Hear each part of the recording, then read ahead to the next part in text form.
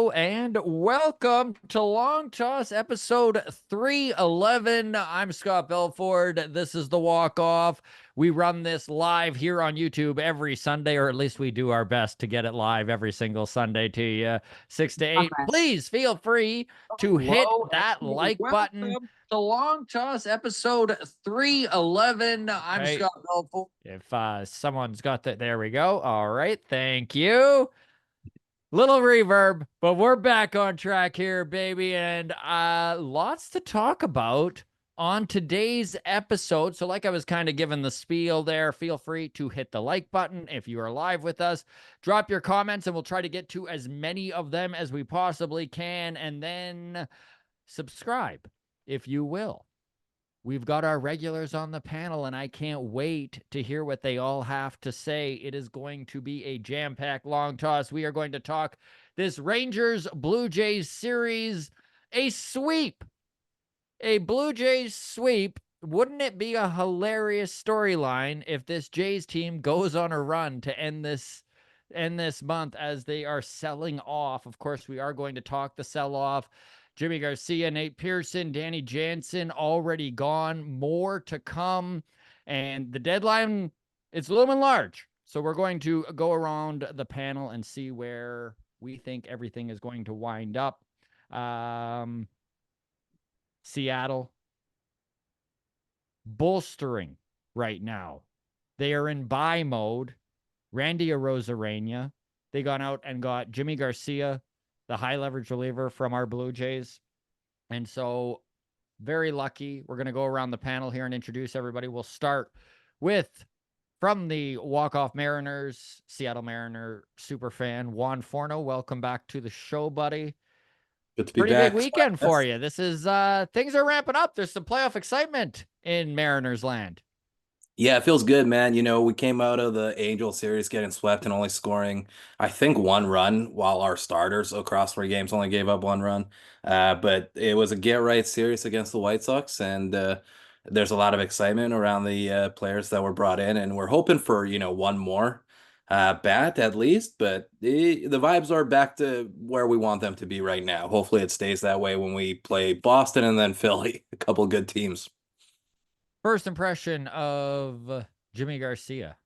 Yeah, man. I mean, he's already thrown 2 games and 2 innings for us, and he's been untouchable. In true Mariners fashion, if you're a pitcher, right into the fire, get to work here. As your guys' relievers who come over usually are. Yeah, he's been lights out. No different than Sauce and Thornton this season. So hopefully that continues. He was good for you guys, and I think that he brought you back, a potential starting left fielder for the next 6 years. So I think it's a win-win. Jonathan Clase now sitting as the number 7 prospect with the Blue Jays. And of course, we'll dive into this more. Let's head back around the panel. Our mainstay, our regular at Baseball Jen on Twitter. Jen, how has your weekend been? You holding up all right? I know you don't get too close to a lot of the players, but it's tough not to have loved Danny Jansen and what he has done for this team. Danny Jansen hurts a little bit. He was my first professional interview. Drove down to Buffalo and interviewed him with the Bisons. That was my first sort of, my first ability to be able to do something like that. And he was incredibly, friendly and accommodating. And, I don't know how green I came across, but, it didn't matter. It was such a good experience. And I can't imagine being with an organization from the ages of 18 to 29. There's a lot of growing up that takes place between those years. And, for him to now be on his way, I absolutely hope he lights it up in Boston. I really do. I don't care that it's a division rival. Good for him to be traded to a team that might do something. It's hard to not feel that sentiment. I mean, Danny Jansen, like you said, been with the organization 11 years. And I was a little surprised at how much it actually hit me. It's not like I was crying or anything, but, Danny Jansen, he's a mainstay on this team. And speaking of mainstays, and one of our regulars, our interim co-host who jumped in while Adam Mack needed some time off, Joel LaFlamme. Hey, Tommy, welcome to the show, buddy. How are you holding up, man? Danny Jansen gone. Jimmy Garcia gone. Nate Pearson. Hey, remember when he was going to save this franchise, Joel? And Ricky Tiedemann hurt, right? Yeah. So it's just like it's a real week. Slog for Jays fans. It's been a right? week. It's been tough, right? It's not, it's coming to terms with the season. It's coming to terms with the last 5 seasons. It's coming to terms with your longest tenured player. It's a lot of things happening all at once. And we did win 3 games, but wow, it's your heart is being definitely pulled in all sorts of different directions with what's happened in the last 2 to 3 days. I was advocating they sell, and I forgot how difficult it is to watch, because whether you like how this front office has operated and where we're at right now, which is all on Atkins and Shapiro in this front office, we haven't been a seller since 2019. And I forgot it was what it's like to lose players you like and feel a little bit of despair, even though, some of these prospects coming back have that cachet of optimism, of hope. There's still a lot of development before we see Jonathan Clase in the middle of this order or doing anything substantial. I mean, hopefully I'm wrong and he steps in and is a superstar out of the gate, but not normally how player development goes. And then finally, jack of all trades doing the producing duty. So for everyone in chat here who is witnessing the smoothless, seamless run that is Long Toss right now, you all owe that to our producer and doubling up as a guest, Johnny Eaton. Welcome back, buddy. How's your weekend been? Thanks, man. Good. I got up to the cabin for a little bit, and that was fun. I managed to catch some of the games and monitor what's been happening trade-wise. I'm not despairing yet, and I'm also not celebrating or disparaging the trades. I think they're prospects, and we'll see what happens for them. But when you're getting prospects back for a few months of guys that you didn't need on your team because your team's not going to the playoffs anyway, I think all of those are win trades basically, because you're restocking the cupboards.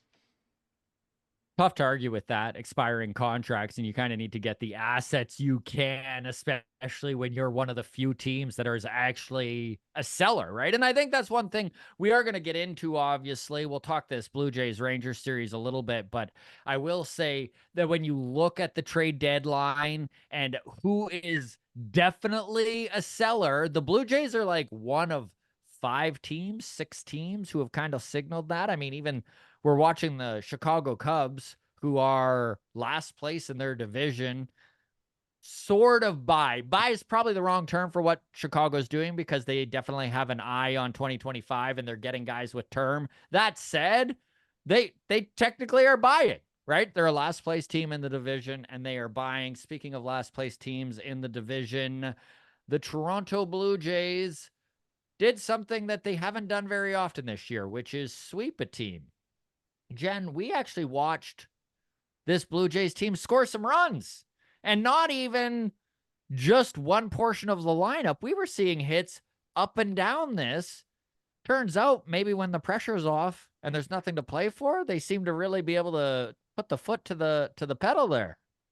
Yeah, before you even said it, that was what I popped into my head is, great to perform when there's no pressure and nothing to actually perform for at this point, aside from, personal gain and statistics and so on and so forth. But yeah, it's such a weird thing to sweep a team as you're trading guys out the door, right?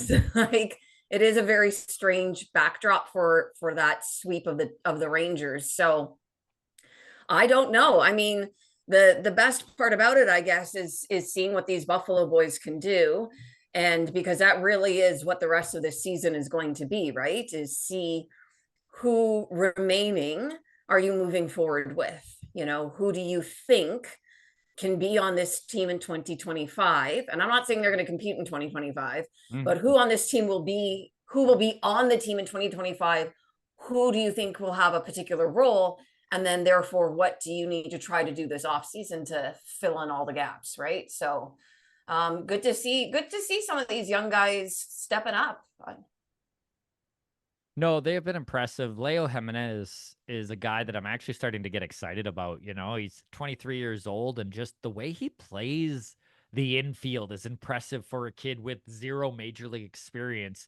Not that we need another guy who's defense first. That's not really what I'm saying. It's more that when you see a 23-year-old who's a shortstop and come into the majors and make their debut and then excel defensively, that's normally the last place a guy develops in a spot like center field or shortstop or catcher, right? There's just more runway for learning your defensive side of the game, and Leo Jimenez has been excellent on that side, and he doesn't seem overmatched at the plate, knock on wood, yet.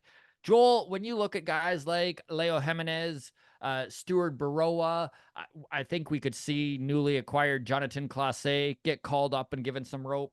How much room for error do you want to see these guys given? Like, this season feels like a write-off at this point. Probably see what the heck there is there, right? Absolutely. First of all, you have to understand what you're going forward and your attempt on 2025 is. Is it this quick sort of like, are we going, the idea that we're going to run it back one last time with what we kind of have, and that these deals still kind of keep a general core in place to kind of be competitive? Like, what is the idea here? Is it, are we rebuilding, or are we, because these are still moves that don't identify your long-term plans. You can make these trades right now, and we don't know what 2025 is. That we're accepting last place, or do we still bring Bo and Vladdy back, and we're still hoping that we roll Joel, the these moves, have they given us any clarity? Like, we still, like you said, it's like, what are they doing right now? We still don't really know. The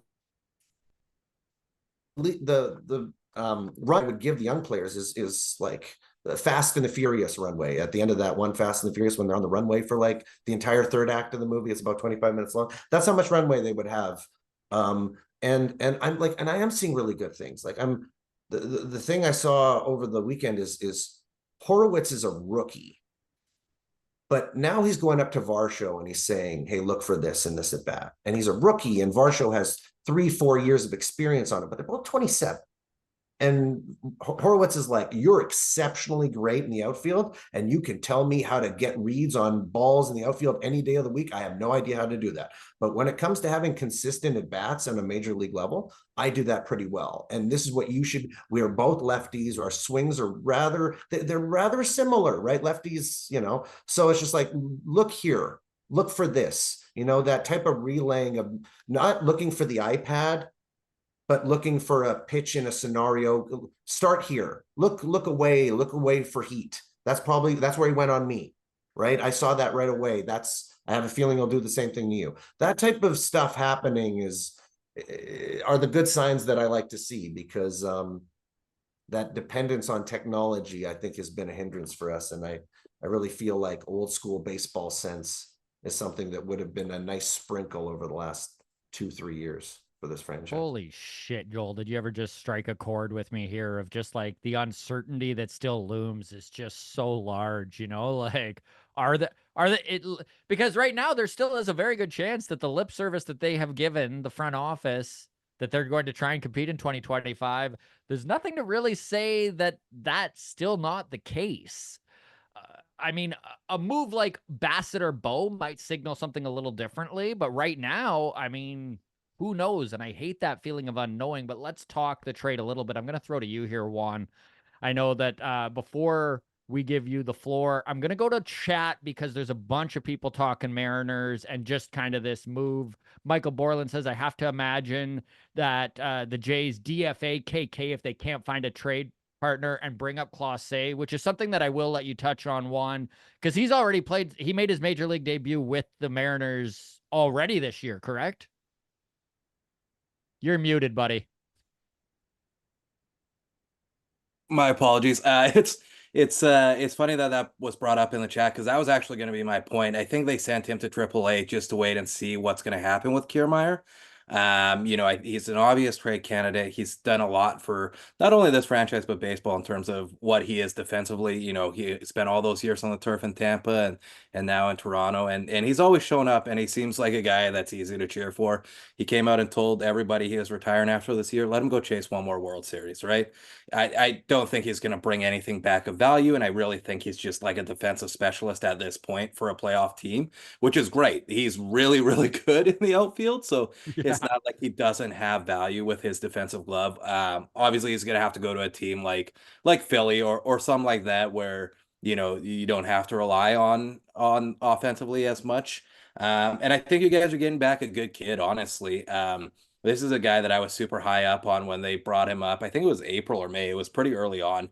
The numbers weren't great, but he offers a spark. He does. He's very, very fast. I believe he had 79 stolen bases in AAA last year.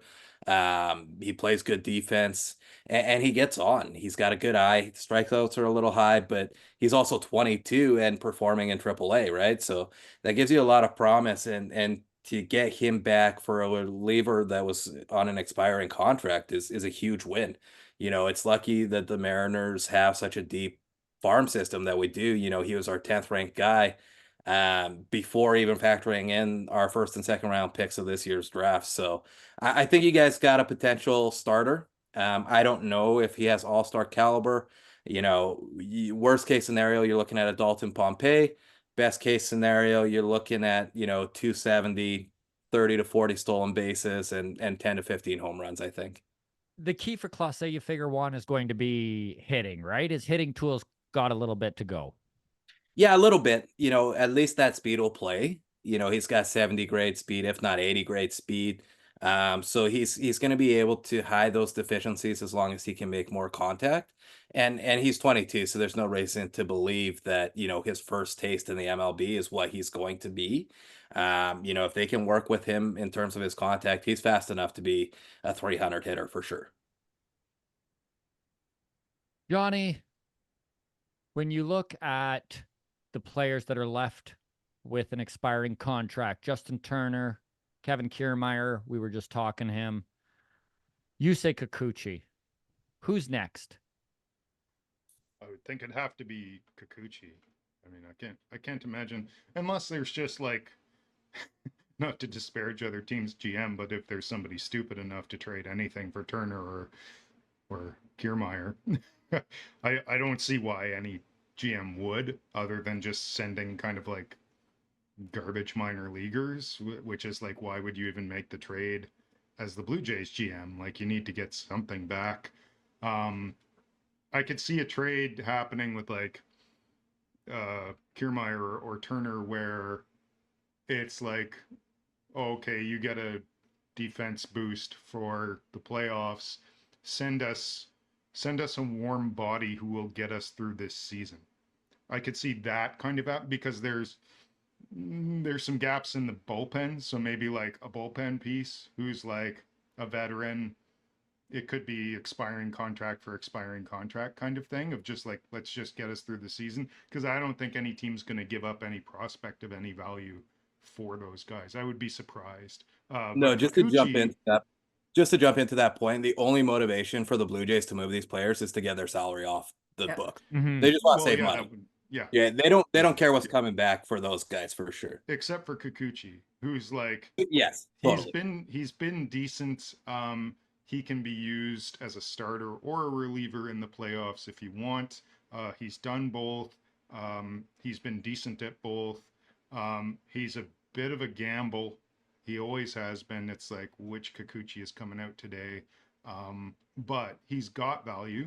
And if your team has injuries or a bit of a weakness in starting pitching, I can easily see a team picking him up. Like somebody in the chat mentioned Atlanta because another guy got injured today.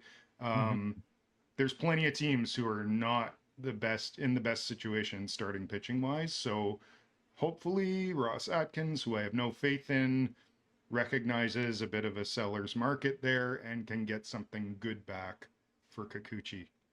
We'll see. If he doesn't move today, I'll just add that to my long list of Atkins failures.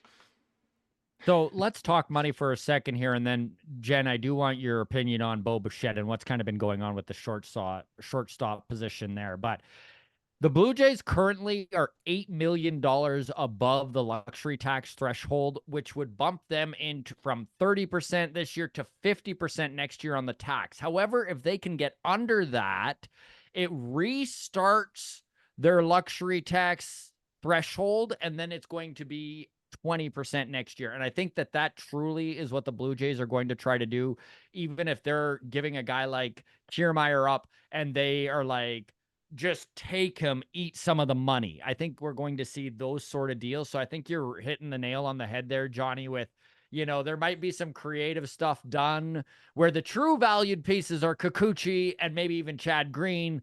But, if they can get Justin Turner and Kiermaier's money, even half their money off the books, that's probably going to push them over under that $8 million they need to save.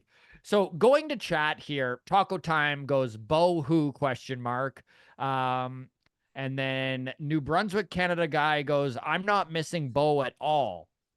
And this is something I was actually thinking about today, Jen, was watching Leo Jimenez. I'm like, would Bo Bichette be giving us any more this season? And this season he hasn't. And it's tough to wrap your head around because 2021 he led the American League in hits. 2022 he led the American League in hits. Is Bo Bichette just done with being a Blue Jay? I mean, reports suggest that he is, right? Like, I don't know where, different things are coming from, but if he is in fact saying he would welcome a trade, and on top of that was playing as poorly as he was, then really the Blue Jays have no real reason to keep him, aside from if they can't get, what they think they need in return, whatever they value him at this point, right?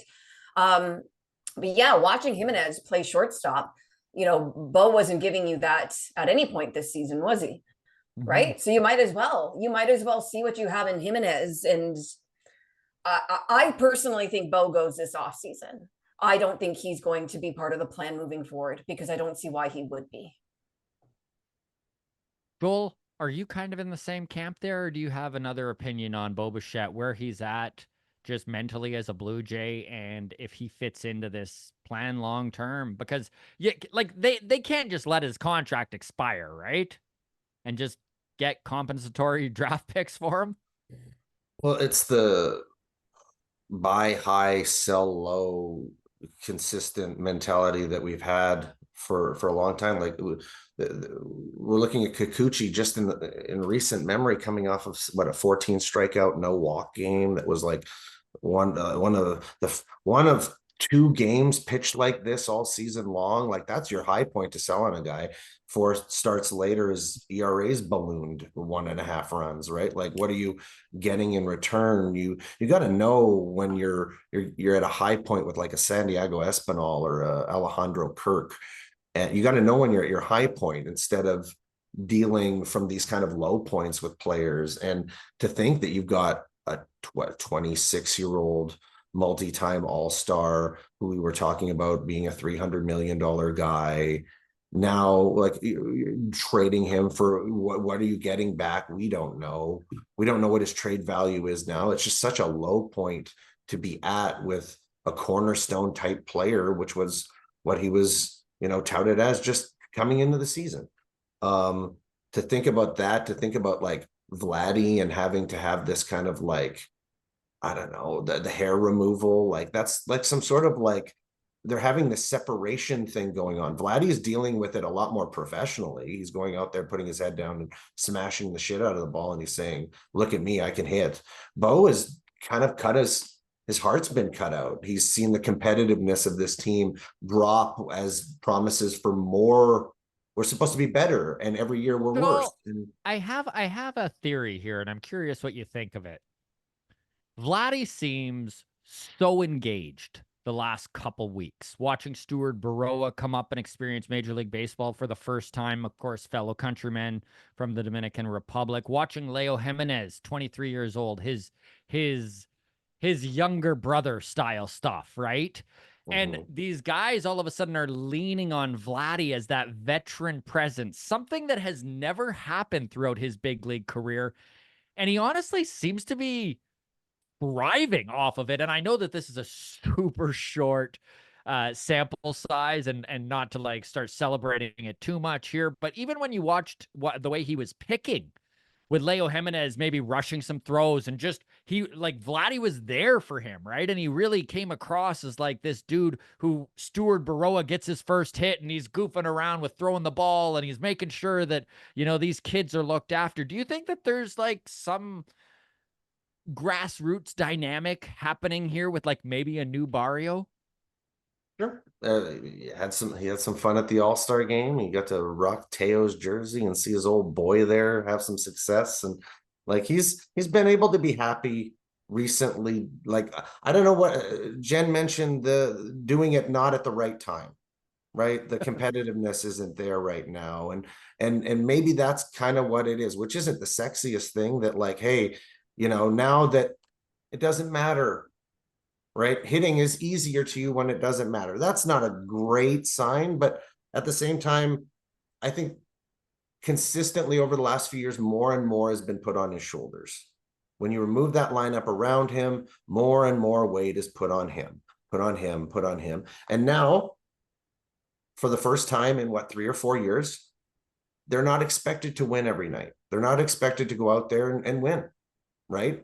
So he goes out there and maybe he's focusing on bats one at a time, trying to find a pitch that he can hit. And maybe he's simplified the game, right? To something that is just do what you can do. Do what He you do found his best, power. He's gonna right? freaking hit 30 home runs this year, which who would have thought? If that's true, though, that has to translate to the same performance when the team is competing. Mm-hmm. If I they think- compete, if they continue, if they compete at any point with him still on the roster. I think Johnny? he's just.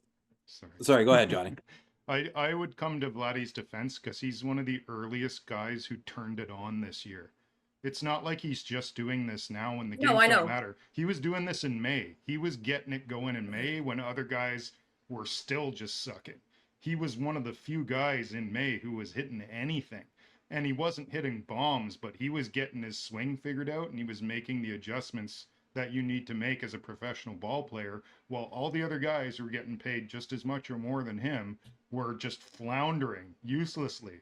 If you want to blame someone who's like didn't get it together till nothing mattered, look at George Springer. And with how hot he's been lately, I hope they are trying so hard to get rid of him. I'm Agreed. kind of on the maybe not full teardown thing, but some of the guys who are quite old and they've been playing well lately, I like, if you can get rid of Springer's contract, if you can pass Bassett on and get some good prospects for him, just do it. It's a golden opportunity. Like Joel said, like they never do it, but sell high. This is your moment. These guys have been performing well. Make use of the moment, because like otherwise, Springer's an anchor.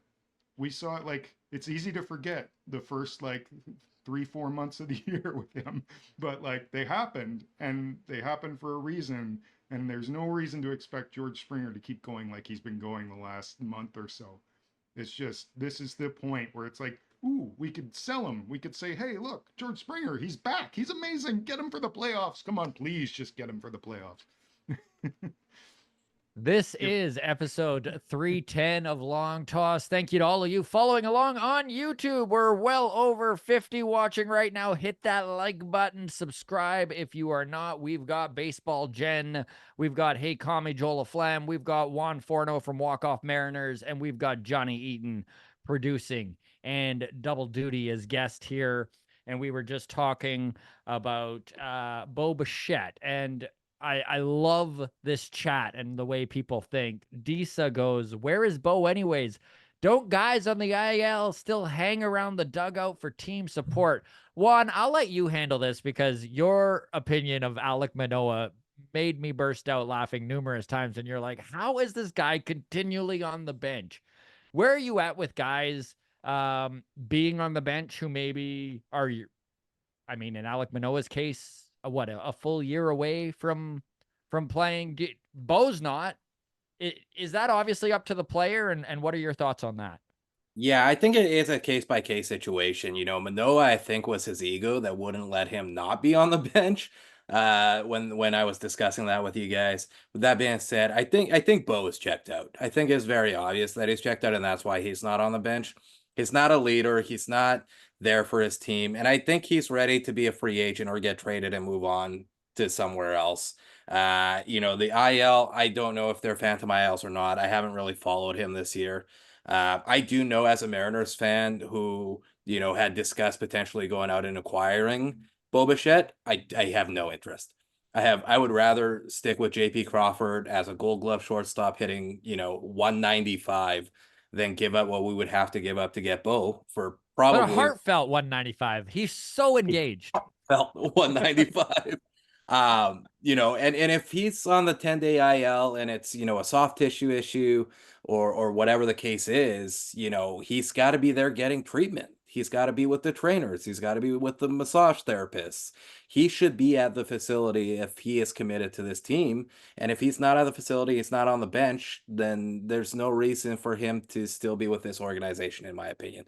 Now, I'm not saying he needs to go on the road. I think they were in Toronto this weekend, if I'm not mistaken. Mhm. He should be there for home games. You know, I'm not saying he's got to go and fly and sit on a plane across the country and let that stiffen up. But calf, thank you, Michael Borland is a calf.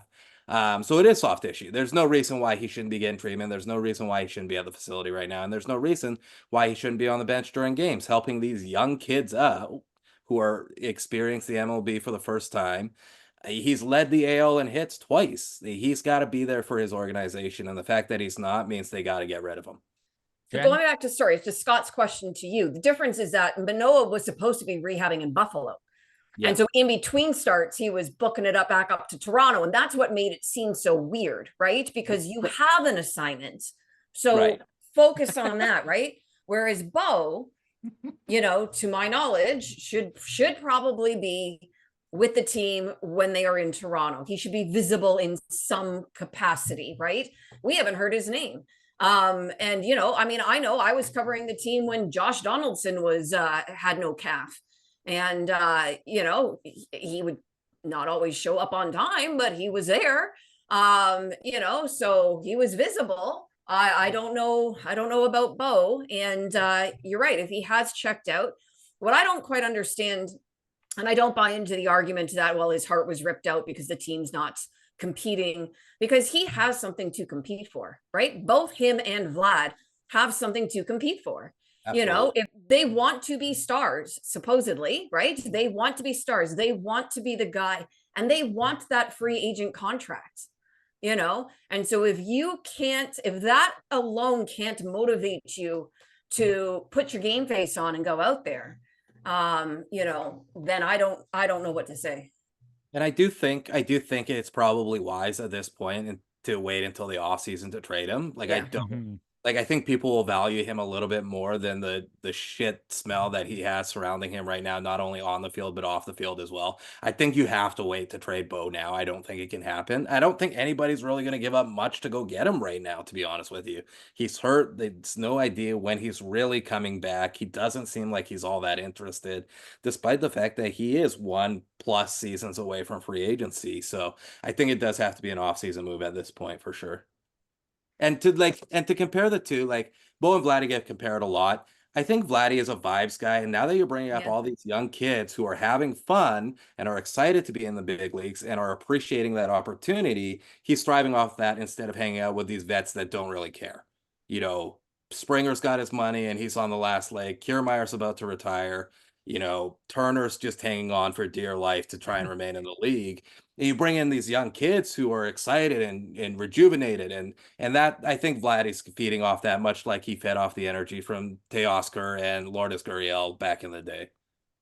And to add on to that one, I know just going and covering the Buffalo Bisons a little bit this year, it really was eye-opening as to the way the affiliates work, because win and losses don't really mean that much, right? It's so much about the development. So for these kids, a lot of them, it feels like the first time games matter in like their entire pro career, right? Even though the Blue Jays are so out of it right now, and you look at the standings and some of these veterans are like, the year's over, it doesn't matter. For these kids, these games do matter. And to kind of touch on what you were saying and what Jen was saying, I think that there is like an enthusiasm that has been injected into Vladdy with this kind of vibes feel to it now, right?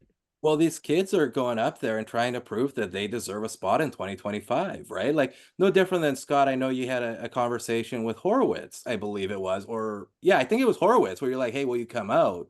And he was like, I just got here. I got to make sure I stay.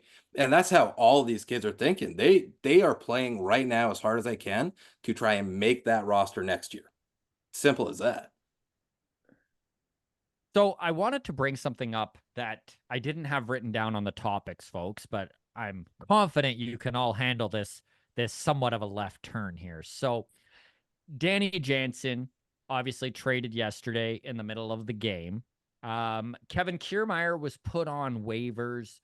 So my question to you folks, and when he was put on waivers, he found out after the game as well. So people love the business. This is business. It's a business. Business is business.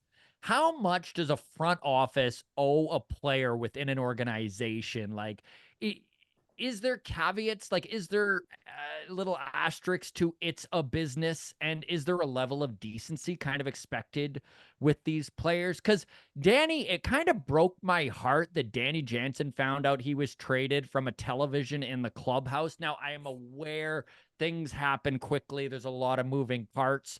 But when you look at a guy like Kevin Kiermaier and the career he had and the type of guy that he is, and that he had to find out he was being put on waivers after the game, and the fact that Danny Jansen found out 11 years in the organization, 11 years Danny's been in the organization, and that's how he found out. I'll let all of you get a say here. I'll start with you, Joel. What was your initial reaction to finding out that this is how these guys are being told? And does this give a black eye to this front office, or am I way overreading it? And we'll go into chat too. Feel free to mention how you guys are feeling. Go ahead, Joel.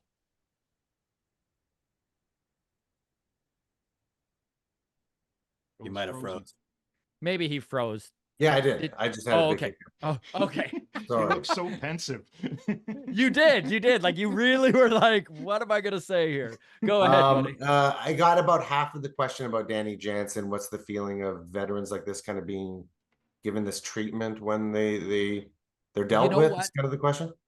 You know what? I'm going to throw to Jen here. Basically, it was, I'm going to go right back to you, Joel. I just, basically does the front office owe these veterans a proper way of letting them know they've been traded? I just mentioned Danny was traded. He didn't find out until he went into the clubhouse and saw it on a television there. KK was put on waivers and then found out after the game he didn't even know. And, like, they didn't talk to them.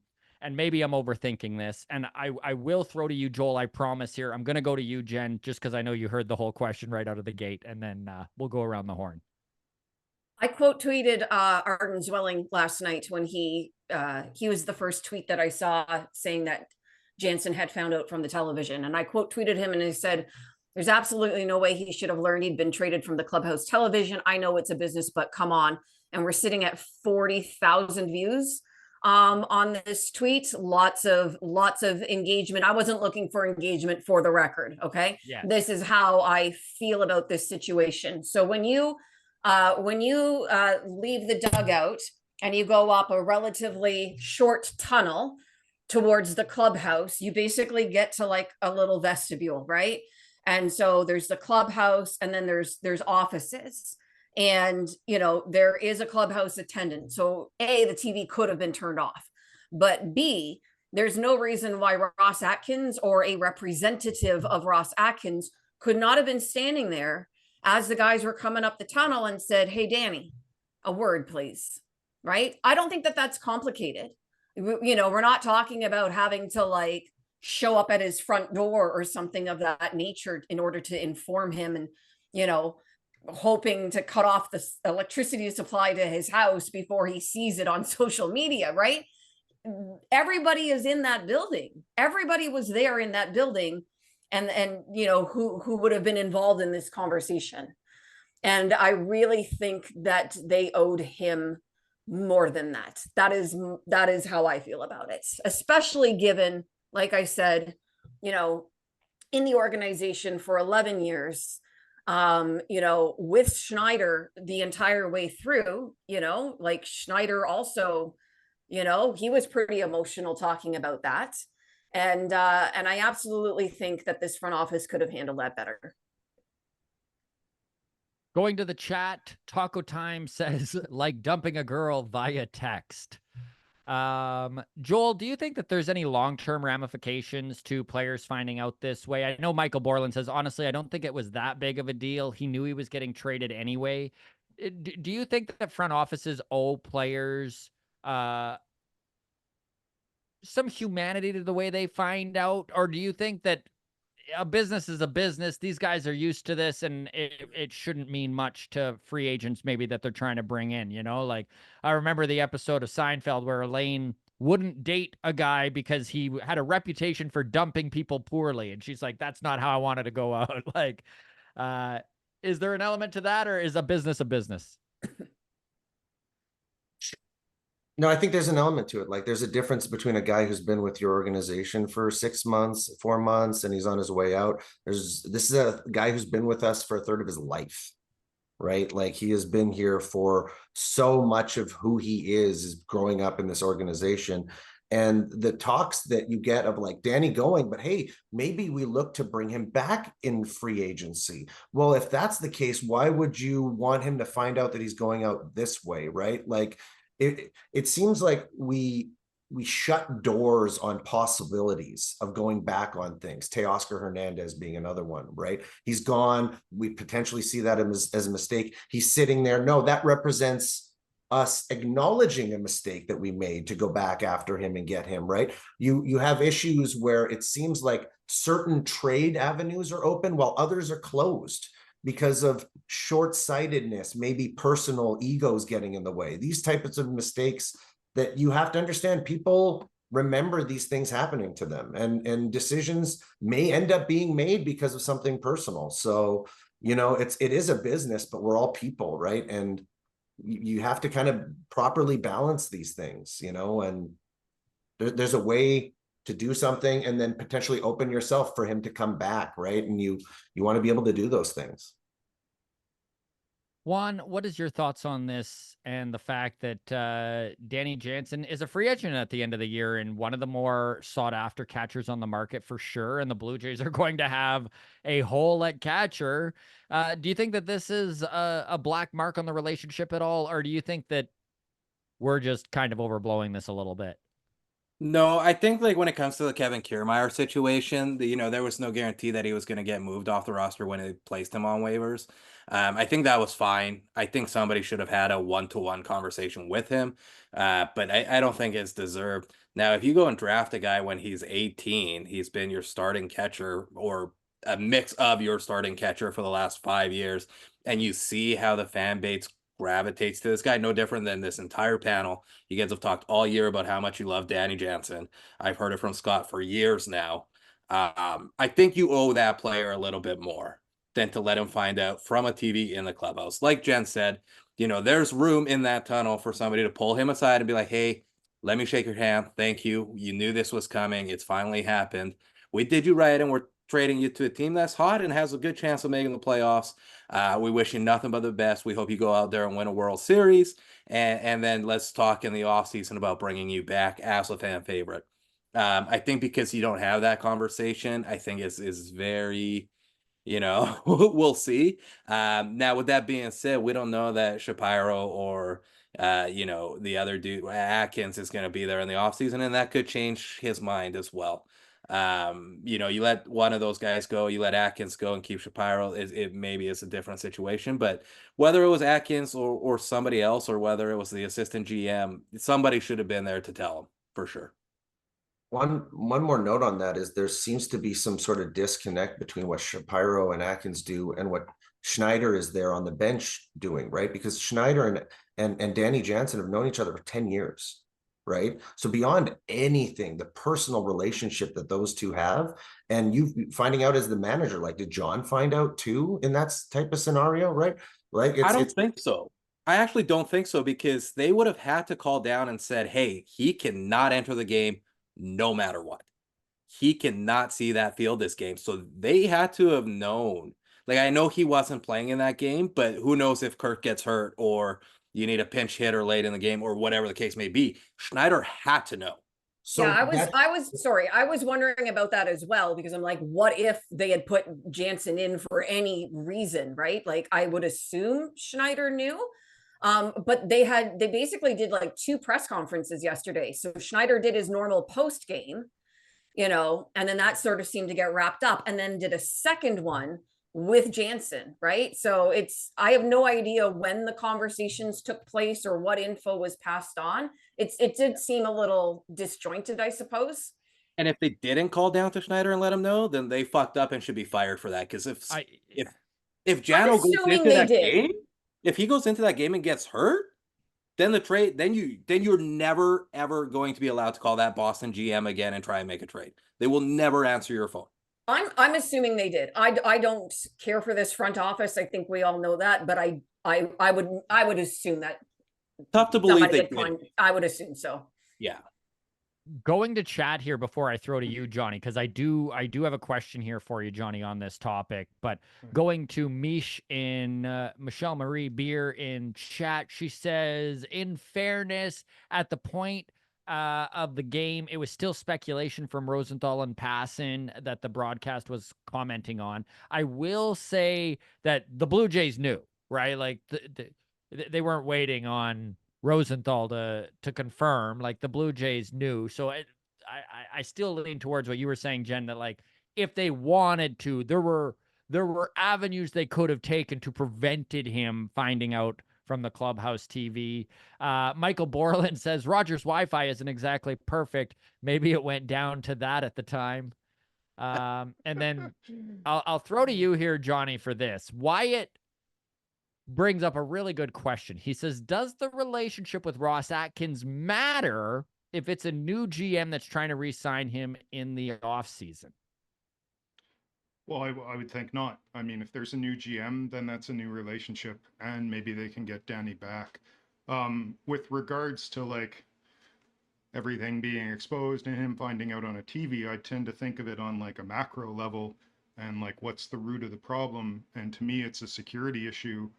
There should be fines, I think, if you've made a trade and it gets leaked out before you have contacted the players involved in the trade. That should just be a fine. And so what that says is somebody on either end, it's not necessarily the Blue Jays end, but somebody on either end leaked it, because that's the only way people find out. Unless like the media is bugging the GM's room or bugging Johnny, I love that, because the only way to stop it is to make it hurt financially. It's the only way. It's a great idea, actually. And they have things like this, like in the NBA, they've got like collusion laws and stuff like this where there's not fair deals being made, and if like the names get leaked, they cancel the trades. That's happened. And it's happened in the NHL too, where like things get leaked and they're like, no, it's off. You can't make this trade anymore because it got leaked. And I think there should just maybe not a cancel the trade kind of thing, but like just have a rule where it's like, if the player does not know before the world knows, you have screwed up, both of you, both parties get fined. I think I like really simple solutions like this, like the same thing with people like the pitchers getting their arms hurt. It's like, well, fewer pitchers on the roster makes everybody pitch more innings. I just like really effective structural solutions like that, and I think that rule would make this kind of thing happen so less often. And this thing is not new. Like, when was it 2007 or something when Wilmer Flores found out in the middle of a game? Maybe it wasn't that far back, but it was more than 10 years ago. He found out in the middle of a game that he was traded, and he was bawling his eyes out. And then they're like, oh no, go back on the field. We still need you. And he's bawling his eyes out on the field. It's like, this should not happen. Like what happened to Danny Jansen is peanuts compared to that. that kid loved being a Met. And then he's just like, bye, kid. And you go, what? I'm in the middle of a game. How am I going to play shortstop now?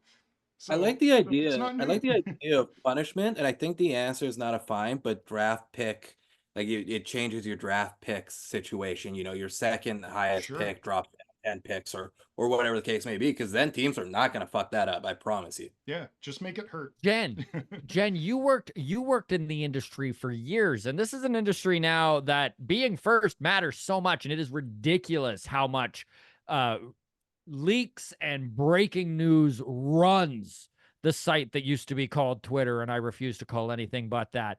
But is there a way to slow down this instantaneous need the media has? I don't know. I really don't. I've gotten information in the past, and I have tweeted information.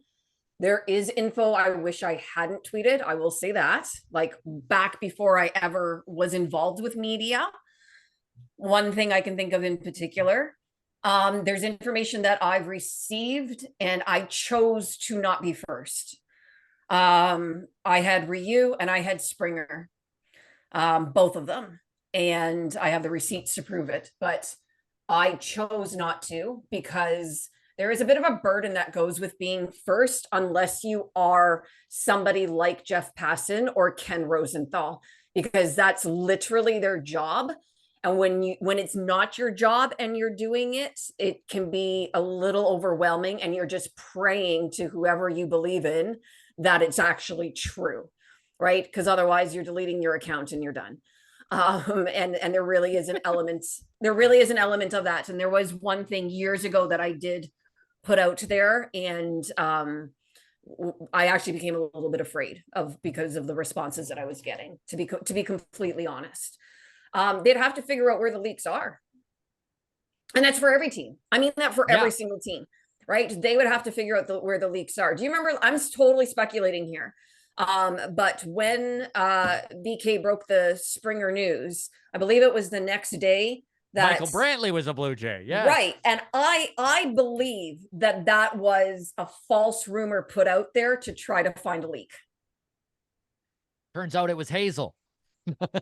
Well, whoever told Hazel, right? I'm not suggesting Hazel was the leak, not at all. No, I'm saying whoever told her. That's just always been my wonderment on that. You know, just because I just thought it was a little odd, you know, and I think it's with every team. And I don't know how you go about finding out where those leaks are. I don't know. You know, I think if you were to do something like draft pick or whatever it is, I think it would just turn into a real mess, because I think every single team has this problem. And I think there's multiple leaks on every single team. Absolutely there is. Absolutely there is. Okay. We're going to go to the next topic here. And basically, when it comes to the direction this Blue Jays is going in, and Joel, you touched on it here, and I'm going to throw to you. It feels like there's two possible scenarios that this front office can be going down. Number one is that Ross Atkins is a dead man walking. He's not actually making these decisions. This is probably being run through a committee head up by either James Click or Mark Shapiro, and they're in sell mode. Ross Atkins is definitely going to be fired at the end of the year because he did not succeed in the places they wanted him to. Whoever they go out and get is from outside of the organization. They bring in their people. There's new voices throughout the organization. It breathes fresh air into this thing, very similar to what Johnny was saying, in that maybe, you know, a new front office, some of these old ties these old bridges aren't burned, right? So guys like Vladdy, maybe if their relationship isn't great, a new front office, maybe you can get an extension done, so on and so forth. The other angle is that Ross Atkins is still operating this front office. He's not necessarily done at the end of this season. he's going to be given a second chance with a rebuild / retool, and they actually are serious about trying to contend in 2025. Can you speak a little to both of these and which angle you truly believe that we're watching? Because who knows, maybe Ross Atkins' hands are tied, and this is just, for lack of a better term, the way they're going because they don't want to fire him mid-season. They're giving him more respect than they did Danny Jansen. Yeah, so all that's scary in both directions, whether we're a team that is afraid to pull the trigger on the general manager and is willing to let him do momentary trades with subtle pieces, not the big pieces, because we're waiting for another GM to come in and potentially renegotiate the value of those pieces in the offseason to find out whether they can be re-signed or they need to be dealt. It just feels like you're taking commodities, you're pushing decisions back when decisions should be made now or should have been made 4 months ago. The fact that you're sitting in negotiation time right He's thinking really hard now, and you're potentially skipping a trade deadline, not knowing if you bring in a new GM. Oh, he's not. Oh, well, we could have gotten more for him here and now than waiting 7 months to can somebody and then see if that relationship is fixable then. Like it's these decisions that it's the fact that it's so tough to. Have we made the decision that we're not competing this year? Have we made that decision? So, are man. we a seller? I sure We're hope a seller, correct? So why does that not mean that you can't restructure your general manager and your front office here and now, right? Go out and try to fill those. Why does the boat have to sink to the bottom of the ocean before you fill the leak, right? Like it doesn't, I don't understand putting things off if that's the case, because if we sit there and then he does get fired, you're like, well, that should have been done a long time ago. Commodities would have had more value to them. And that scares the hell out of me. Or the other situation is we're going to try to compete next year. And that is asinine. Right. So yeah, no, next year is just this year with less pieces, which was the same as the year before. Right. It feels less. There's no way that this dice roll on what we have here as a core next year works as a team. It's not. Boston is a ball club. Okay. Tampa is known for 1 year retools.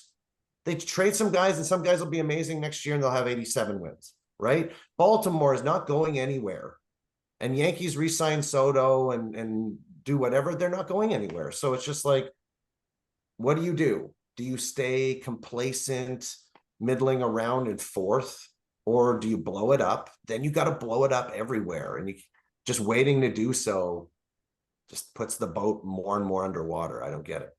Joel, it scares the shit out of me, the idea that we are just putting off the inevitable. And I know, Juan, as an outsider looking at this Blue Jays organization, middling is a dangerous place to be. And I know there's always examples, right? You can always say, well, look at the Yankees last year. They didn't even make the playoffs, right? Look at the Mariners. But from the outside looking in, is this Blue Jays team in the same sort of category of those teams that we just mentioned? The Giants, teams that, can do these quick retools and maybe have somewhat of a decent core? Or do you think that this does need to go deeper for the Jays?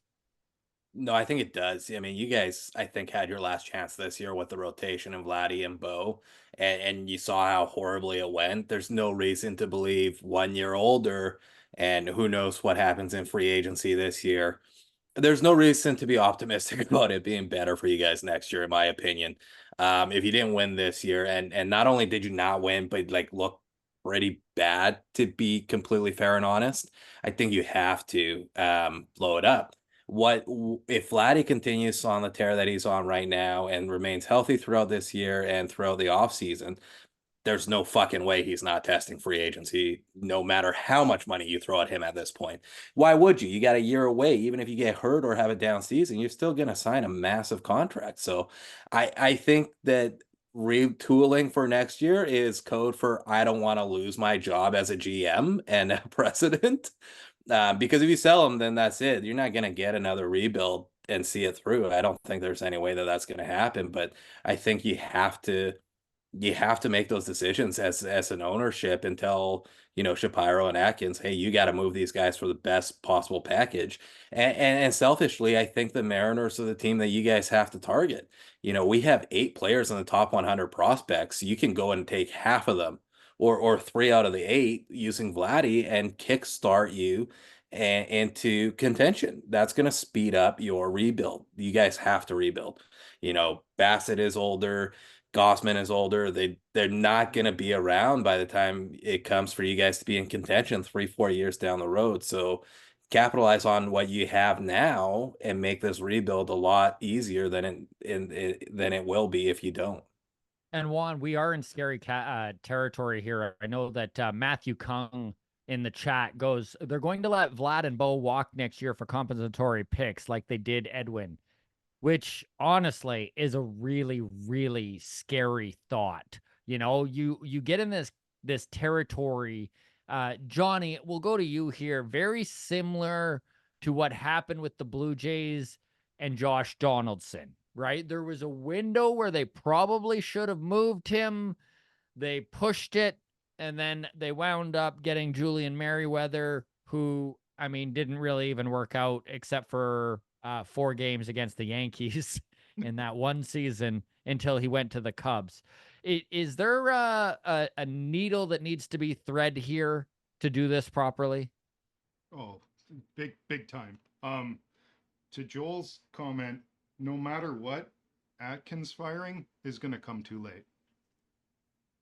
Like, no matter when he gets fired, we're all going to be Already like, too late. Should have already been fired. Yeah, like he could be fired today and it'd be like, that's too late.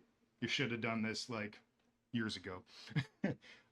So that's just kind of like prepare to be disappointed no matter what, because it's going to be too late. But as far as like looking at 2025, I have a weird optimism but it's like, it's an optimism with like, yeah, a tiny pinhole that would need to be threaded through, because I think they can be competitive in 2025. I think they do have pieces, but the holes that they have would have to be filled perfectly. And Do you trust this front office to fill them properly? That's the issue. Like the holes that they have, there are really good and interesting free agents available to fill those holes. So it can happen. And some trades could happen to get rid of some redundancies and bring back better players or just more depth. Like IKF and Clement don't need to be on the same team. One of them can be traded for some more depth. Personally, I'd rather it be IKF than Clement. And I was hoping he'd get traded at this deadline. And I'm just like, I'm not so black and white with like, you either have to rebuild fully or you're winning a World Series. I think you can have some gray area where it's like, with these guys coming off the books in the next few years, that's another opportunity to redesign your team. Like you're kind of rebuilding by default anyway, because these contracts are going to end. So I don't see, with them having the guys that they have, one last kick at the can in 2025, and it's so contingent on like the right GM doing the right things.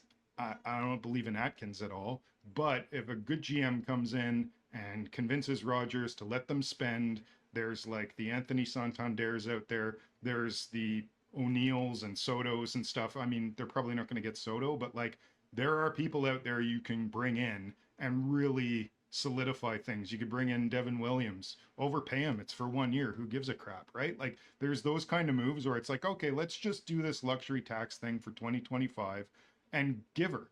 Like, let's go get a closer, a massive slugger. Like, let's do all the things that we need. I like the idea of re-signing Danny Jansen, but I also love the idea of signing a left-handed hitting catcher who has a great glove, who can spell Kirk. So Kirk hits the lefties and the lefty hits the righties, that kind of thing. Like, there's just moves you can make to work with what you've got and get rid of some of the excess. But, like, it would take a really good GM to pull it off. And we don't have one right now. So I'm really hoping Atkins is gone. I don't care when it happens. As long as it happens before next year, If it doesn't happen, I'll be like, well, 2025 is a natural disaster we're all going to watch happen. That's my take on it.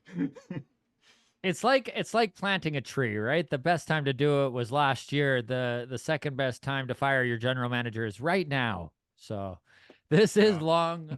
long toss episode 310. We are joined by our stellar panelists, Baseball Jen, Joel Haycomi, Juan from Walk Off Mariners, and Johnny Eaton, our producer slash guest.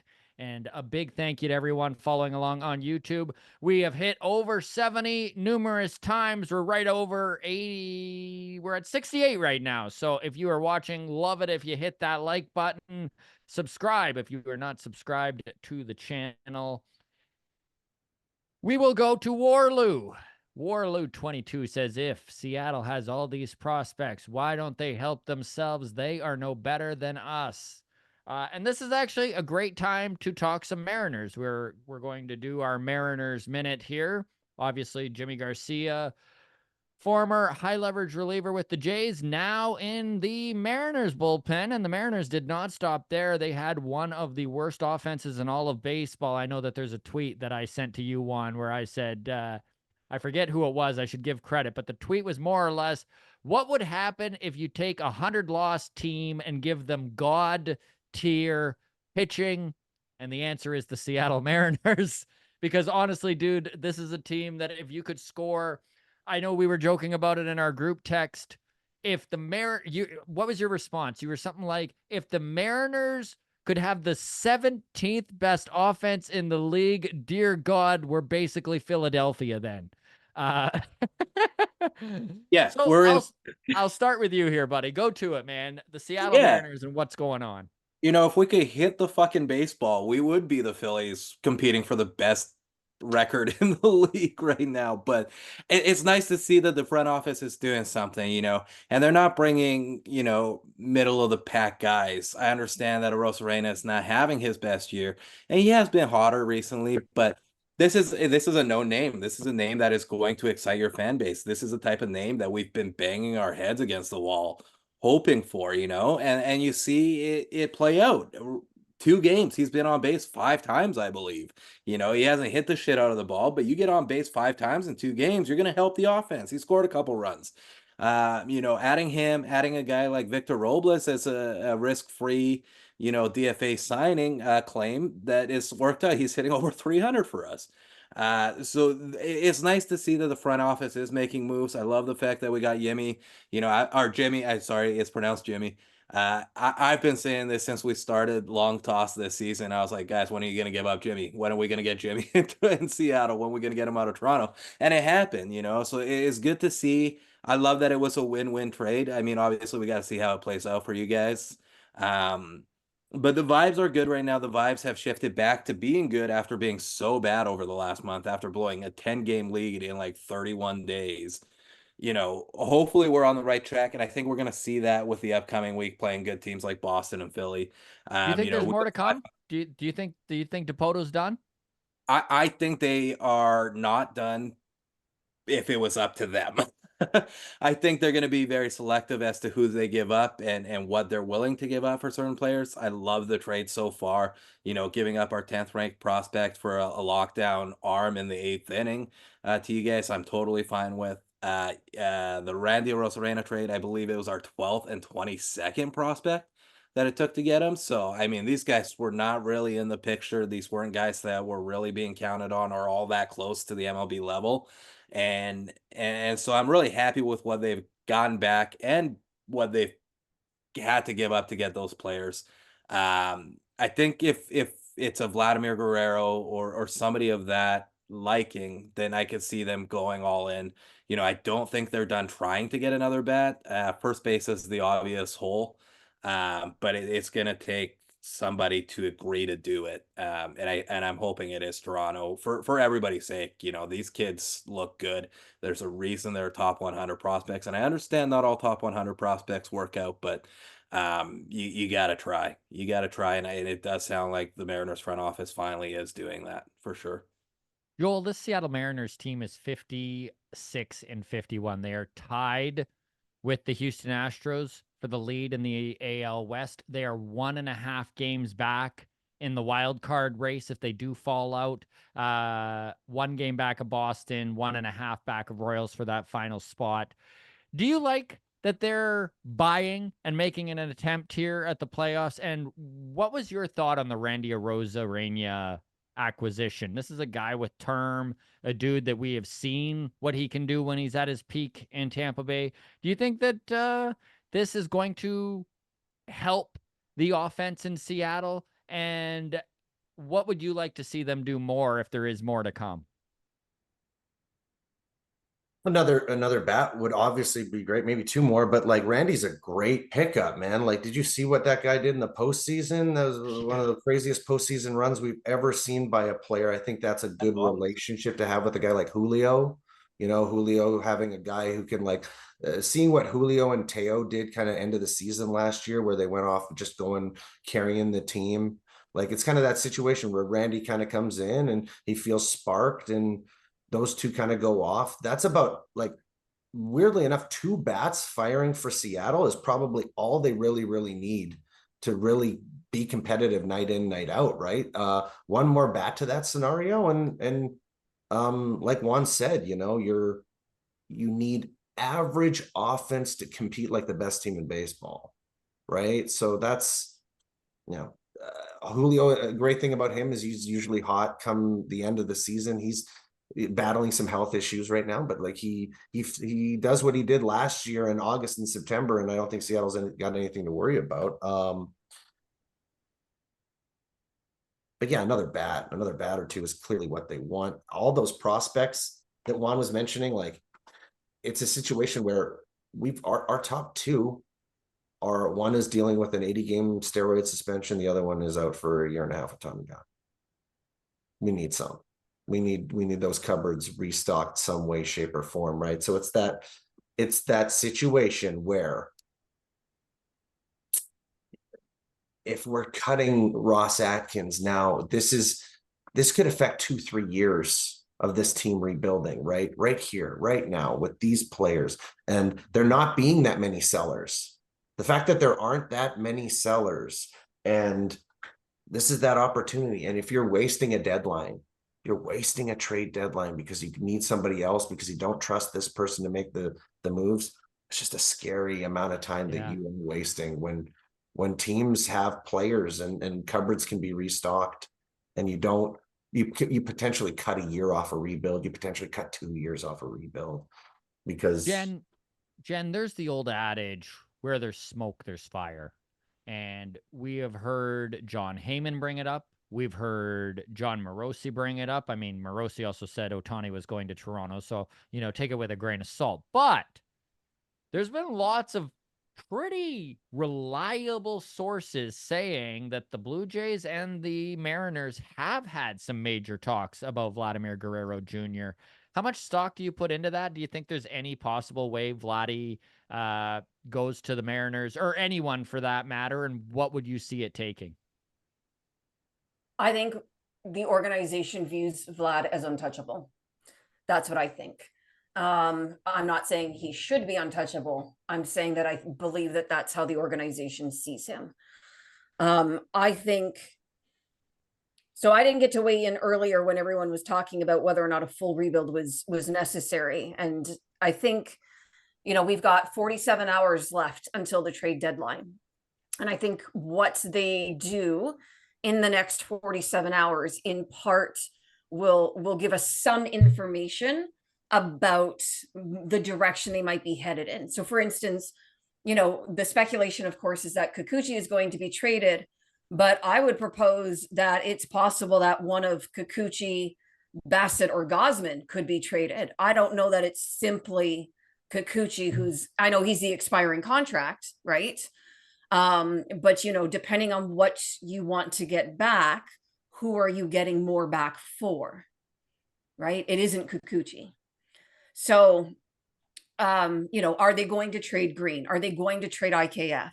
Right? I think some of these moves need to happen before we can kind of have any idea of where they're going. And then if you take a look at what's left for next season, Okay, so you've got Springer, who is playing extremely well right now, but he's another year older, right?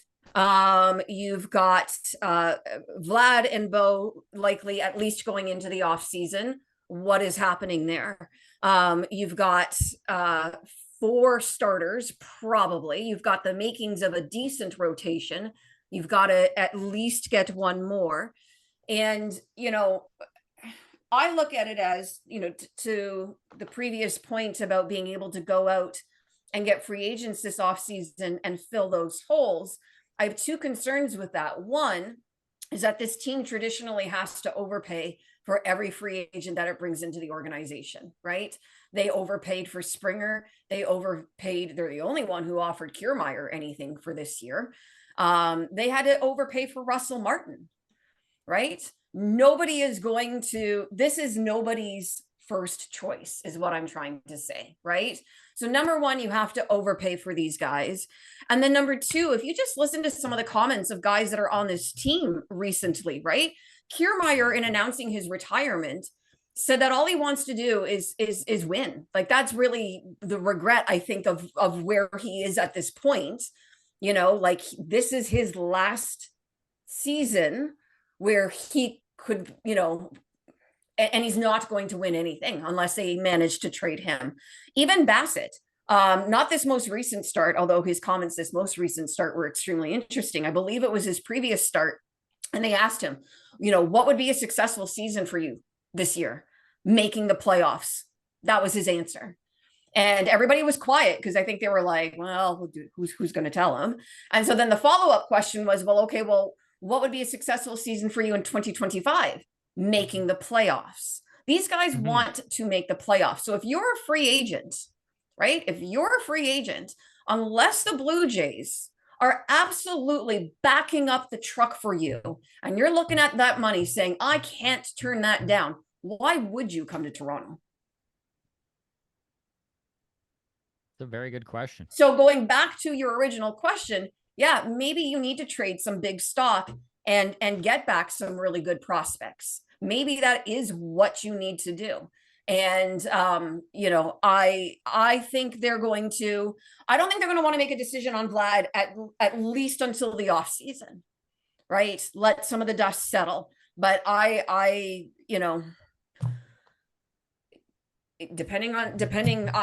think they should be listening, is what I'm trying to say. Jen, you're doing God's work here. Just like literally the way that you put that is, I wish that the front office was listening, because something major has to go down here, and it just doesn't feel like that's the direction that's going to happen here. Going into chat, Grounds Crew Sandy says, listening to other shows, this is the way many players find out stuff gets leaked and it gets out there, which is very true, which is why John even mentioned maybe there's a fine or draft pick I accept that if the trade isn't happening during the game. Where you're able He was to right there. Yes. He was right there. Yeah. That's all. Anyways, I'm mad about it. No, I agreed. Lawrence Stewart says, I am now taking ideas for favorite Blue Jay. I had a nightmare where Jano got traded, and many fans feel that way. I offer up Yariel Rodriguez. Okay, so we have about 40 minutes to go in the show. I know last time we did Long Toss, we did not get to any of the topics, so I figured that we would give ourselves plenty of time to get to them, because I know for a fact that we have some juicy ones here for the show. We are going to go around the horn, and we're going to get one from every single one of you on the panel here. To everyone in the Grounds Crew, in the chat here on YouTube, thank you so much for following along. Go ahead and hit that subscribe button. That is obviously appreciated. Subscribing to the channel helps us out. Hitting that like button helps us out. If you're enjoying the show, spread it around. Let people know every single Sunday, or at least we sure try. Taco Time will say it's not every Sunday, but we put the effort in to get out there every Sunday, 6 to 8. And on that, I'm going to start with my topic, and then we are going to go out from there. Basically, it came out today that Reese Maguire and the Boston Red Sox hadn't even heard what Cal Quantrill said, which was basically along the lines of, in anger, he said, go jack off in a parking lot. You jacked off in a parking lot, you fucking loser. Something like that. I'm paraphrasing, but more or less, this is what was yelled at Reese Maguire, which makes it so much funnier to me that he did not know what he said. They were just genuinely mad at each other. He did not know what they said. And when these Red Sox players found out, there was a scenario where the security actually had to stop them from going into the home section and picking a fight with the Colorado Rockies, which is wild to me. And then they watched Reese Maguire get DFA'd, Danny Jansen taking his job for a second time here. So my question for the panel is, as funny as it is there a classier, more gentlemanly baseball that could be played rather than bringing up someone's biggest shame? Johnny, I'm going to start with you here. What was your thought on just this whole thing as it unraveled? And are there certain things that maybe should be off limits when you're in the heat of battle like that? I don't think so. I mean, it's a classless thing to say, obviously, but it's like if you're shit talking during the game, don't hold back your aces. just go for it. I mean, I think it's hilarious. It's just like that's the ace in the hole with Reese Maguire. He played it without hesitation, and it's like, yeah, fair. I think that's fair play. It's like he did jack off in a parking lot, you know. It's I mean, it's cruel. It's a bit bullying, but it's not like, I don't know. It's not terrible. It's like people razz each other all the time and say horrible things all the time in sport, and we don't hear most of it because thankfully the microphones aren't right down on the field with people. But I was like, you did do that, so you have no defense. It's not like somebody said something about you that wasn't true. All you can do is be like, that sucks. Yes, I did do that. I'm going to go back to my dugout now and be red in the face, you know. Going Unless to you had a chat, good Johnny. comeback. going to chat cracks me up because Michelle Marie Beer is like, it's a classless thing to do. Oh, LOL. absolutely. And what I love is really that could be she's talking about Cal Quantrill yelling that. She could also be talking about Reese Maguire tugging it in a dollar store parking lot. Both classless things. Juan, what was your thought on the piece or on the whole breakdown of this? And when you think about social media these days, there is nothing that cannot be decoded. It started with John Boy, but my God, if you're going to say it with your lips, somebody is going to read those lips and it is out there. Yeah, I don't think Cal regrets what he said at all, to be honest with you. I know if I was a player on the field playing against somebody that did that, I'd fucking let him know even if he didn't do anything to piss me off. I would wear him out as a catcher every time he came up to hit. I'd be like, oh man, you got splooge on your foot. What the fuck? Were you jerking off in the clubhouse? What are you doing? Like, you wouldn't hear any grace from me. And then when you go and pick a fight for your stupid activity, I'm not getting off the fucking bench to defend you. You're a classless idiot. It's disgusting. There are potentially kids around. Like, just no, fuck you, dude.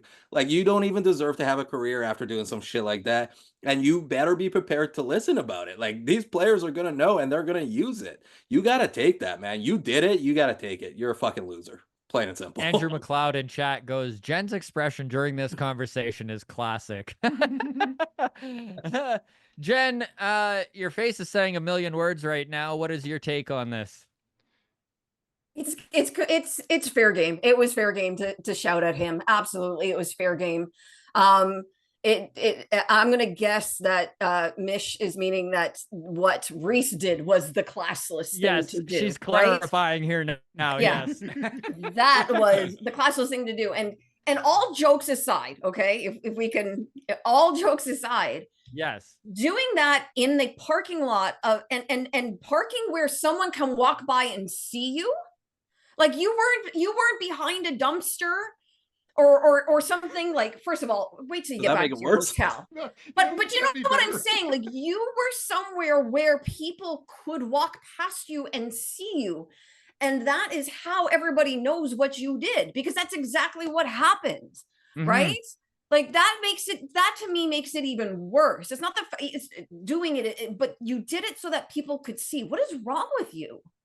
Yeah. What is wrong with you? Are you a pervert? What is wrong with you? Yes. Well, he Yes, obviously yes. is. Right? Absolutely. And to back it up, you know, why would your teammates go try and start a fight with the other team? I wouldn't be supporting you. Oh, I'd be yeah. like, No. dude, yeah, you deserved it. Shut up. Sit down and shut up. Yep. Right? Why are you willing to start a fight over some pervert who isn't even good enough to stay on your team? That was Go my take a first shower, point of buddy, and thought. don't That was mess my it up. first point. I was like, I'm not moving off this bench for that idiot.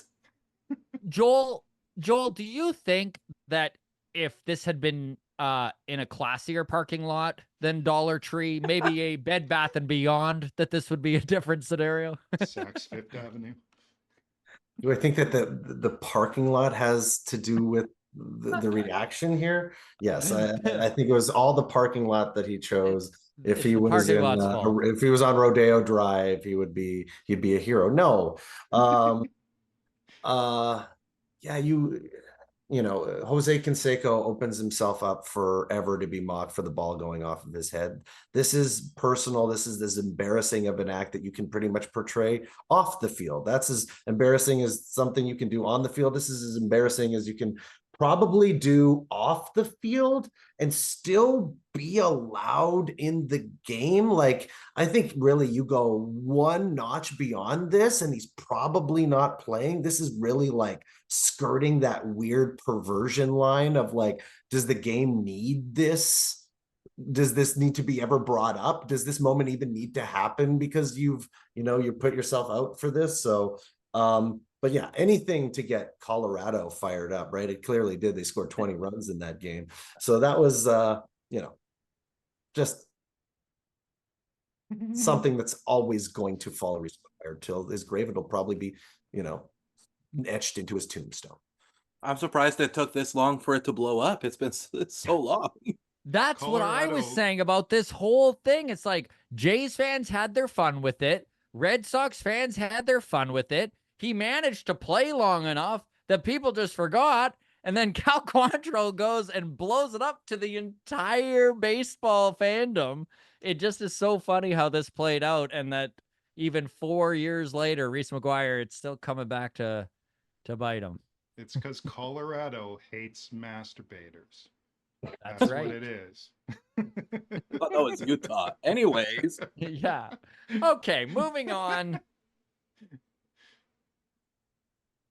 Let's start with our panelist topics. Why don't we start with you, Jen? What do you I don't have know what for my us? topic is anymore. She got distracted. full chat went to shit. Yeah. We have derailed this show, and We It's not the Dollar first Treed time. this show. Can you come back to me, please? yes, we absolutely will come back to Jen. Juan, where do you want to go with this, my man?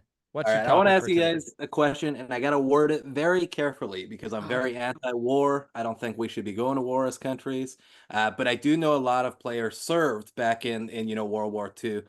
Ted Williams being very famously a pilot in the war.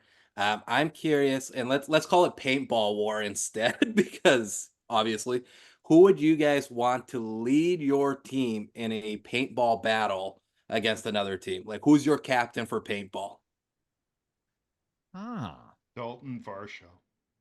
Yeah. Dalton Varsho. Yeah. Yeah, that's a good Wow, answer. that's a great answer. Any particular reason why Varsho? Because he's a little tank. He'd Yeah, I run just through a love him. wall. Yeah. I he's was just a going to little- say he's a football player. He doesn't care. He'll just, Yeah. yeah. I No like it. fear. That man has no fear. Joel, thoughts? I'll go with Mookie Betts because he just does everything right. He just Yeah, does everything really well. So I'll just assume that he can do this well because I've never seen him not do something well. Yeah, that's fair. You pick For up the Mariners, shortstop at 30. I figure you could pick up a Easily. battalion as well. Easy transition. I would take Luke Rayleigh from the Mariners personally. He's a farm boy, and you know that kid grew up shooting guns for sure. I thought I wanted to be careful about how I worded that one, but I thought it was a fun. Well, if we're going to go to that, then Chris Bassett. Oh, see, there you go. Yeah. He'd be a psycho. Be yelling about beavers the whole time. That was it. That was my. I just thought it was a little fun one to see who would be good at paintball. Did a war. A different kind of war, right? Not wins above Different kind of replacement. war. Not I feel what like Ted Cal Williams dealt Quantrill with. would bring an intensity that would be, yeah. Oh yeah. Oh my God, the comments section. Out of control now.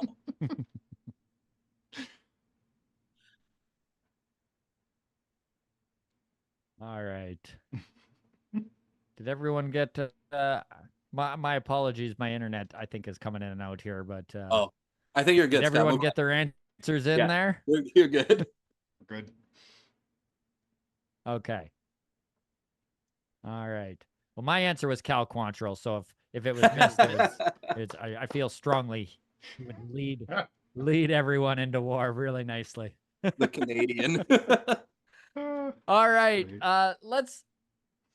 Let's go to you, Johnny. What do you got for us? What are we chatting around the horn here? I had a really light one. So I was just wondering what everybody thinks of the fireworks graphics overlays when players hit home runs. When I've been kind of cringing when I see those personally. I was just wondering what you guys thought. I was like, these are like 2000s level visual effects going on here. Yeah, I tweeted about them, about how absolutely absurd they were. Like, we're not children. I mean, I know children are watching the game, but we're not children, right? Like, we don't need these stupid graphics as if fireworks are going off in the stadium and one actually says home run. Home run. Right? Like, it's very very juvenile looking, very, as you said, like it's not even well done. Very, very cringeworthy. Yeah, very cringeworthy. It reminds me of the Fox glowing puck days. I don't know if you remember that. I do. Yeah. Oh, Bad PTSD. they get to put banners up whenever they want to now. They get to put up these little fun banners, and it feels like it's professional wrestling. It doesn't feel like it's baseball. It feels. I remember something that the Mariners had done where they were trying to get their fans involved, and they like pretended that their jumbotron had rebooted, and they're like it went down, and like a computer desktop screen appeared, and they clicked on like rally tune. Yeah, rally tunes. If like something happens really bad, click on this, and they clicked on it, and it's like, we need you to get loud. It was like, but it was all like cleverly integrated. It wasn't the computer going down. It was just this fun little thing they had to integrate. Like promo, that, I'm all for that, right? That's like next level stuff. This is just feels like a kid's PowerPoint presentation is being shown to you, and it's just. And of all the things you could overlay, like whether like you could overlay StatCast data, or you could overlay anything that might make it just a little bit more interesting or informative, and instead you go with the ridiculous faux fireworks. Yeah. The pixely Going ones to too. Yeah. Going to bizarre. chat. Deb B figuring it out says awful graphics, cringe. Michael Borland says they're bad, but I'm really just there to watch the game. Graphics are things I don't pay attention to. Michelle Marie Beer says, ugh, the glowing puck was horrible. And New Brunswick, Canada guy says, no smoking stadium from holograms. Little victories, I guess, there, right? So I'm not watching for those graphics either, but for a media company, you could do better. agreed. That's, Agreed. Do better. Same thing goes for really the curious. team on the field. I'm really Well- curious who it's for. Like, I would love to hear the people that are like, I live for when the pretend fireworks go off when something happens in the baseball game. I don't even want to watch without it. These are the people that I want to hear from, you know? So They're the same people doing the wave. they're the same people Oh, doing the wave. I Love do it. the wave. And Scott does too, to be honest. I do not do the wave. I sit there in quiet disdain. All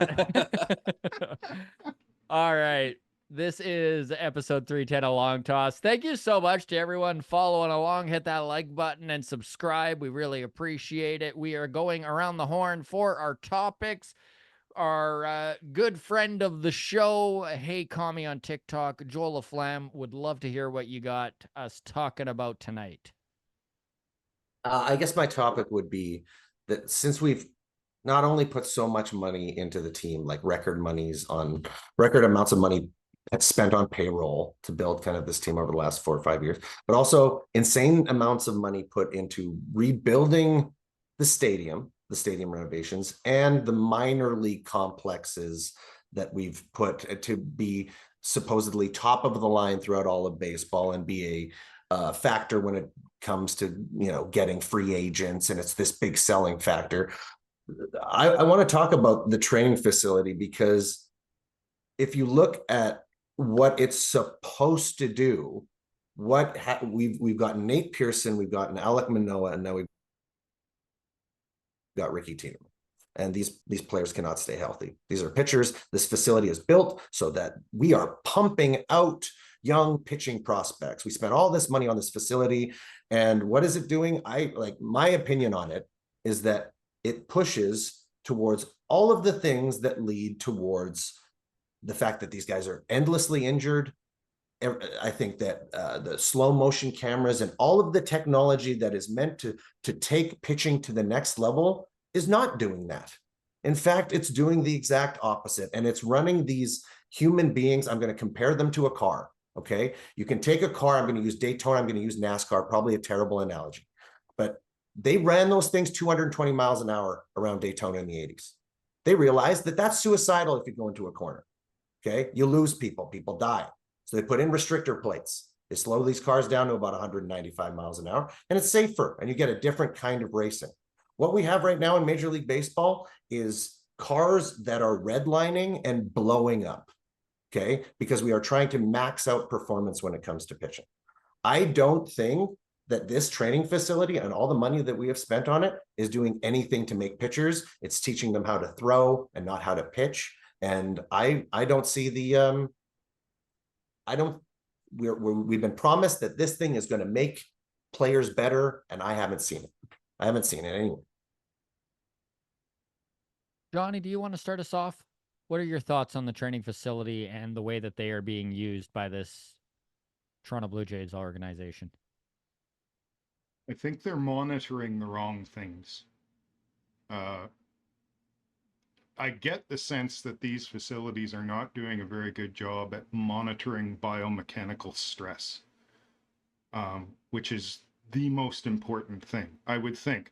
Nolan Ryan, and I forget which documentary it is, but he was talking about having the stress on his shoulder and elbow being measured in the 80s. So it's not like it's impossible. It can be done. Back then, it was like quite an apparatus to like follow his arm. They didn't have like this, stereo imaging, whatever that could be used, like basically x-ray your arm while you're throwing. I'm sure that's possible now. Goodness knows they've got enough money, but it seems like these facilities are ignoring that or not paying enough attention to and purely monitoring maximizing output. So it's like, we want to make your arm throw as hard as it possibly can, but we're not going to watch what's happening to your elbow and your shoulder while you're doing it. We're watching the angle of your arm and how you release it, and all the mechanics of it to make that ball go fast, but ignoring the internal mechanics of like, what the heck is happening in there, and is that sustainable, even though the answer is clearly no. It's not sustainable. And I agree with Joel that like it's kind of a waste of money if you're going to build these facilities and you're not going to pump out pitchers, true pitchers, who can go like Gosman did just the other night. I want to see more of that so badly. I miss seeing complete games. They don't even have to be dominant complete games. In the 80s, there were pitchers throwing like they'd give up 3-4 runs, but they'd go 9. And they wouldn't get pulled because they're giving 3-4 runs up over 9. That's a good ERA.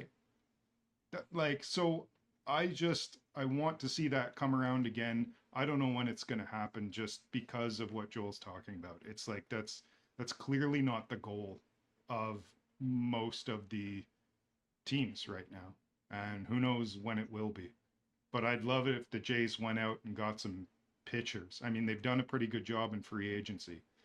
These guys can pitch. And it's been a joy to watch Gosman and Kikuchi and Bassett like do their thing. And I'd love to see more of those guys. I mean, Paul Skeens is cool, but I feel like he's a ticking time bomb. And I feel like most of these guys, like Ricky Tiedemann, hasn't even made it to the majors yet. His bomb already went off. So I know the desire is for that 100-mile-an-hour pitcher.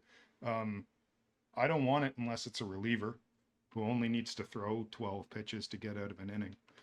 Juan, is the workhorse pitcher dead?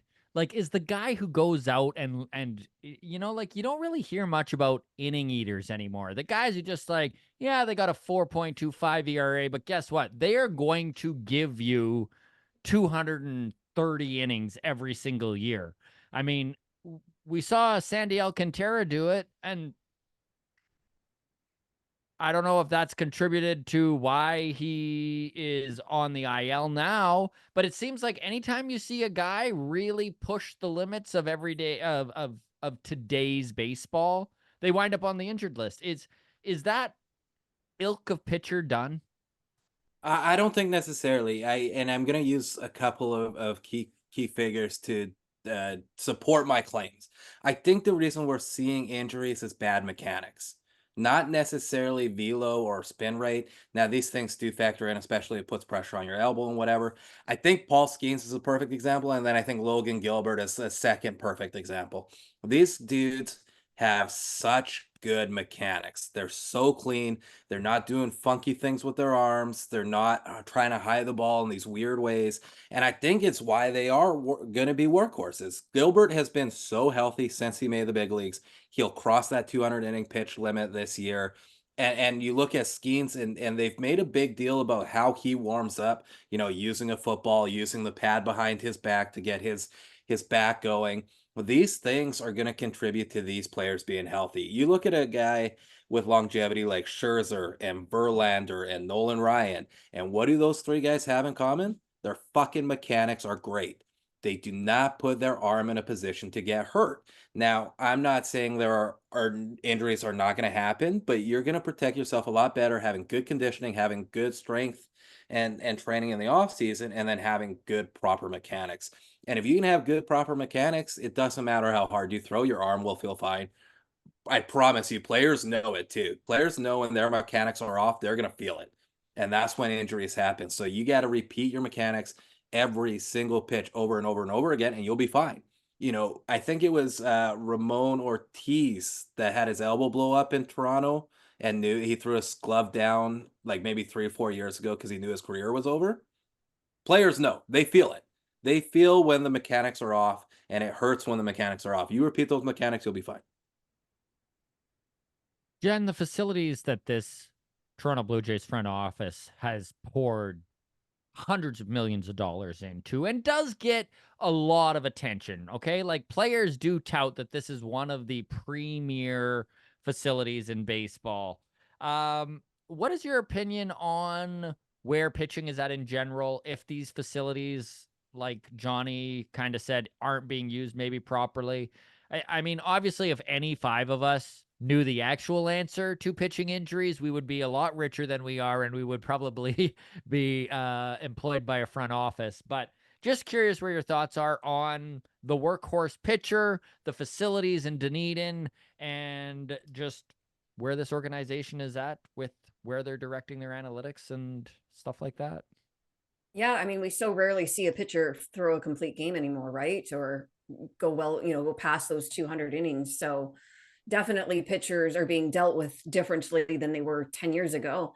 As for the Blue Jays facility, it's really hard to speak to that because, to everybody's point, it's one thing to have the facility, it's another thing to have the personnel and the approach.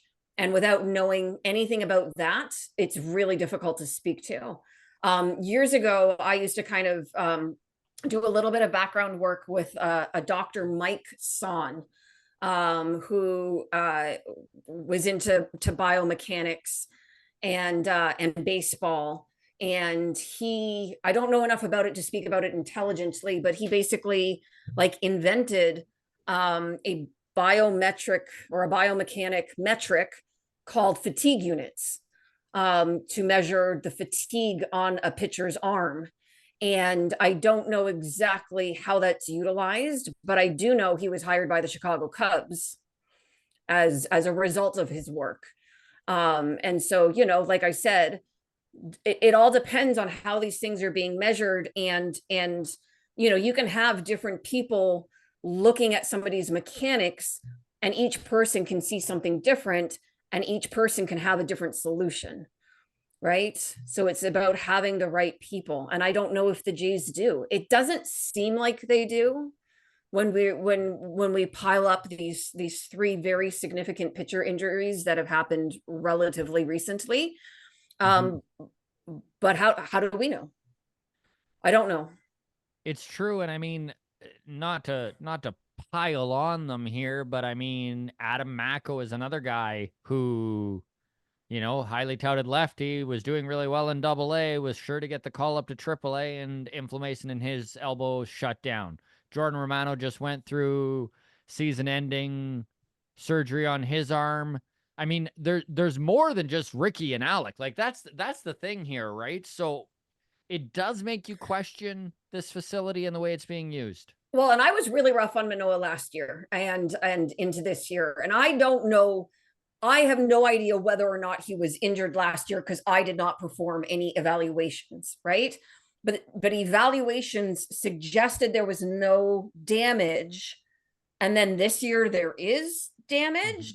Was something missed? Right? You do have to ask some of these questions, right? That might have been why he wanted a second opinion. Because remember last year, he was like, I want to go to somebody. I think, and people were kind of razzing him about that. Like, oh, well, team doctor's not good enough for you. And it's like, maybe they aren't. Right. We do now have to be asking those questions. Absolutely. We had a scenario with Nate Pearson where he was comfortably throwing 101, aspiring to throw 110. That was a thing. Aspiring to throw the ball 110 miles an hour. We're in a state of baseball where whiff rate is what's paid for. Whiff rate. You only need one swing and miss to get a strikeout. The first strike can be a foul ball. The second can be a foul ball. These can lead to weakly hit balls. We don't pursue weakly hit balls. We pursue whiff rate.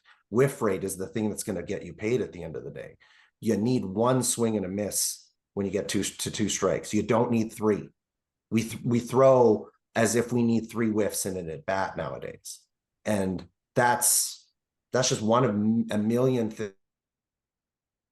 things that leads to 45-50% Tommy John rates. One guy in the Hall of Fame with Tommy John that isn't a hitter, right? It's a scary time, and the millions and millions and millions that we put towards technology. Like I said, I fear it's just creating more throwers and not pitchers. Well, it's like when we talked to Eric Gagne, right? It was one thing he said was that pitchers, he's like, I'll take 2 foul balls right off the top. He's like, I'm not even after a whiff in the first 2 pitches. So we need more Greg Maddixes. Yeah, more Greg Maddixes. Paint those corners. So going to the chat, great news if you're a Danny Jansen fan. He did single in his first at bat as a Red Sox. 8 pitches, so he took him. Saw some pitches, did what he did. Good to see the kid get his first hit with the Red Sox. and I wish him all the best. I know Jays fans do. I really respect Danny, all the time that he's given to the podcast too. Came on a couple times, so really good to see Danny get that that first hit off of his plate. All right, we are down to it. We're in the last 8 minutes here of the show. Jen, do you have a topic for us? Yeah, it's more just, I think, a little bit of a reflection point, I think, that I want to make, that I've been thinking about the last couple of days. You know, I don't know where everybody necessarily stands, and this isn't the question, about, you know, John Schneider's job moving forward, right? And I think that there's, you know, the fan base is very much split on that, and I don't know that he is the right person moving forward, but I also don't necessarily believe he isn't the right person moving forward. What I wanted to say is that the amount, as much as I would have liked a little bit more emotion out of him, let's say back in the months of May, when the team might have still had a chance, like let's, you know, he's handled all of this with such professionalism, and, you know, without throwing a single person under the bus. And he has to go out there. He does a pregame meeting with media, right? An informal pregame meeting. And then he does that post-game formal meeting. And the questions that he takes night after night after night after night, you know, I think in a lot of ways, you know, with it, especially now with it being a lost season, and there is no point in going on a rant, and you've got these young guys now, right? And you now need to, you know, give room, give space for them to be able to grow. I just got to say, I think he's handled this extremely well. And I don't know what, you know, Bassett's comments the other day were the only ones that really have come out from a player. The whole, you know, nobody here has clean hands and stuff like that. Mm-hmm. That's the most negative thing we've heard out of the clubhouse. And it's just something I was thinking about the other day while I was driving. I don't know why. Is the level of profession. I think, you know what it was? It was listening to him talk about Danny Jansen. I thought the same thing. I honestly thought the same thing, because he really did come across like he was being blindsided a little bit. I'm not saying John Schneider didn't know Jansen was traded, but John Schneider maybe hadn't expected to need to talk about it right there in that press conference. And he did such a good job of not being frustrated or angry with the press, and also not throwing anyone under the bus, like you said. And he came across as human, right? Mm-hmm. And he's always come across as human. And he humanized the trade, and he humanized Jansen and the whole process. And because I've been rough on him, and a lot of people have been rough on him, I just thought, you know, really needed to be said about the man. Going to the chat, Disa says, agreed. Another lesser man might have clapped back numerous times. Respect to him for his composure.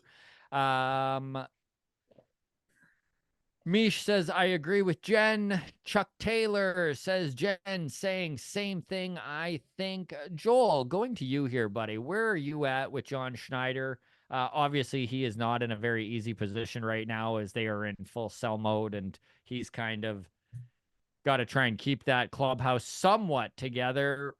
Where are you at on John Schneider? Do you think he's doing a good enough job that maybe he gets some consideration to come back, or do you think he is a dead man walking? It's a really tough scenario to be thrown into a situation where you're coming off of like a couple of rookie managers with young teams, and you're expecting to push into the playoffs. Playoffs are instantly your expectation. This isn't like, I'm going to start with an organization that's rebuilding, and I'm going to, like, he's been here this entire time. Don't get me wrong. He's been here this entire time with our minor league coming up internally through the organization. But as soon as he steps into the big job, the expectations for winning were never higher. And I don't think that I put a lot of the wins and losses this year on his managing as much as I do with the personnel that was put out on the field. Right. So, you know, I can't get mad at him because the bullpen imploded and there's no arms to go to. Like, you're like, oh, if he would have made better decisions, like what decisions are there to be made, right? Like, do I get mad at him that we don't have a cleanup hitter? Like, it's things like this that aren't on him, that he does his best over the course of 2.5 seasons to try to put a contender out there and not crack, not break under any of the pressure put upon him. And yeah, it's very well put what Jen said. And I don't, with where we are negatively on this organization, I'm not sitting here tearing him to shreds. He's not the piece that I'm like, it's all his fault. If only he would have, right? Like and it's also a situation where you're put in a position where you have to be push button. You have to be a push button manager right now. This is the beginning. You have this payroll. This is all these expectations are here. You can't go out there and be insane and wild and bench and do all these things that would give you freedom. You're very much under the constraints that the front office has put you under. So yeah, That's a really well said, Joel, because I know I look at it and I have a tough time being like, yes, bring him back. You know, like I'm not a big John Schneider fan, but I'm also not a big detractor because it is really hard to blame him for the roster construction, and his hands are tied with the bullpen. Like who is it that in the chat here? It may have already scrolled past, but someone was basically along the lines of who the hell do you expect him to use in the bullpen, which it's true. Like this bullpen is literally on fire right now. It's not really on him that the last 3 weeks has been miserable for who he can go to when it comes to especially high leverage situations. Johnny, when you look at John Schneider, where are you at with the job he's done this year? And how much of this season is at his feet? I'm very meh when it comes to John Schneider. There are some lineups he put out that I didn't like. There have been lineups he's put out over the last 2 years that I've had a lot of questions about. But the hardest thing is when nobody's job is isolated into one specific thing that they're responsible for, and everyone's interconnected. Blaming someone is very hard to do, and it's wonderful for all the Blue Jays brass who have their job security, but as fans, like, I can't entirely blame John Schneider because I don't even know if he's making those lineups. I don't know what role he plays. I know he's the manager, but that doesn't mean crap these days. There's the offensive coordinator, the defensive coordinator, the bullpen coach, it goes on, and there's the analytics team, and it's like, who knows who made what decision?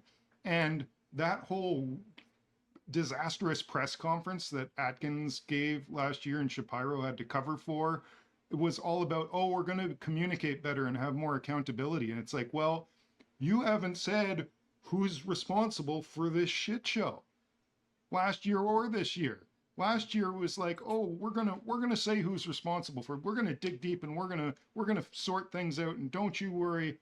Next year we'll all be accountable and we'll communicate better. Well, I haven't seen any of that. None. And there's still nobody head rolling for it. Like, all they did, who'd they get rid of? Hodgins? Was that the worst? They got rid of, like, it's like, that's it. You think that fixed it. That guy was a scapegoat in the truest sense. That guy was just like, oh, look, we fired the hitting coach. Everything's fine now. It's like, but it wasn't him. You know, it's a systematic problem. And so John Schneider is just a cog in that machine. And I don't know how much of a role he plays. So I can't, like, he seems like a nice guy. That's all I got. He is a very nice guy. Like, that's like what the you kind want. of guy I would want to play for. So I'm like, fine, he's our manager. I want to play for him. Great. Juan, bring us home. What is your thoughts on John Schneider and the way he's handled this season? I mean, I can't speak to it all that well, to be honest with you. I obviously don't follow the Blue Jays nearly as closely. So when it comes to, you know, coaching and lineups and things like that, I don't know as well. With that being said, it is my understanding that managers have final say on lineups. I don't think a single manager in the MLB is not the one creating that lineup, and he can listen to the front office and he can listen to his coaching staff, but at the end of the day, he's the one writing those names in. And my question to the four of you is, because I truly don't know, what does he have to hang his hat on the end of the season to save his job? As it's my understanding that since he's taken over, the team has progressively gotten worse, despite the front office doing everything they can to put a competitive team on the field. Now, it's not always going to work out, but you look at the payroll and you look at the team that came into the season. I don't think anybody foresaw what was going to happen for the Blue Jays this year. I don't know that there's any reason to keep him other than he has emotional intelligence when it comes to his players. That's not enough for me.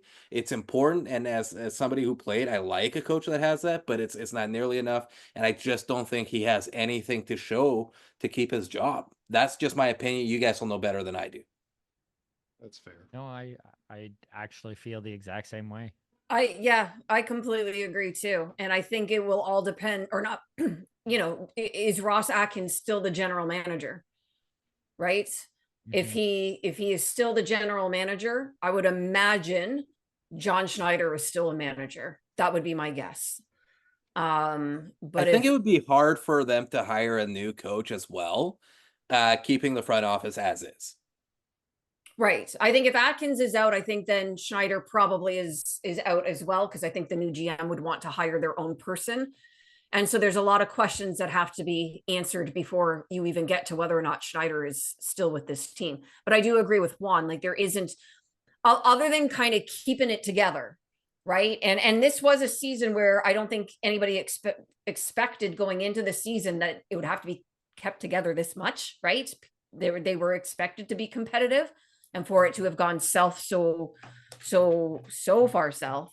So other than being able to say that he managed to kind of keep it all together, and how much of that is on him, how much of that is actually guys in the clubhouse, who knows, right? But I lean towards cleaning house and starting fresh personally, but I don't think this disaster of a season can be dumped on his lap. The one thing I wanted to say on top of that was the fact that for the 2.5 years that he has been the manager of this team, when he came into his tenureship as the manager, our identity was an offense first team.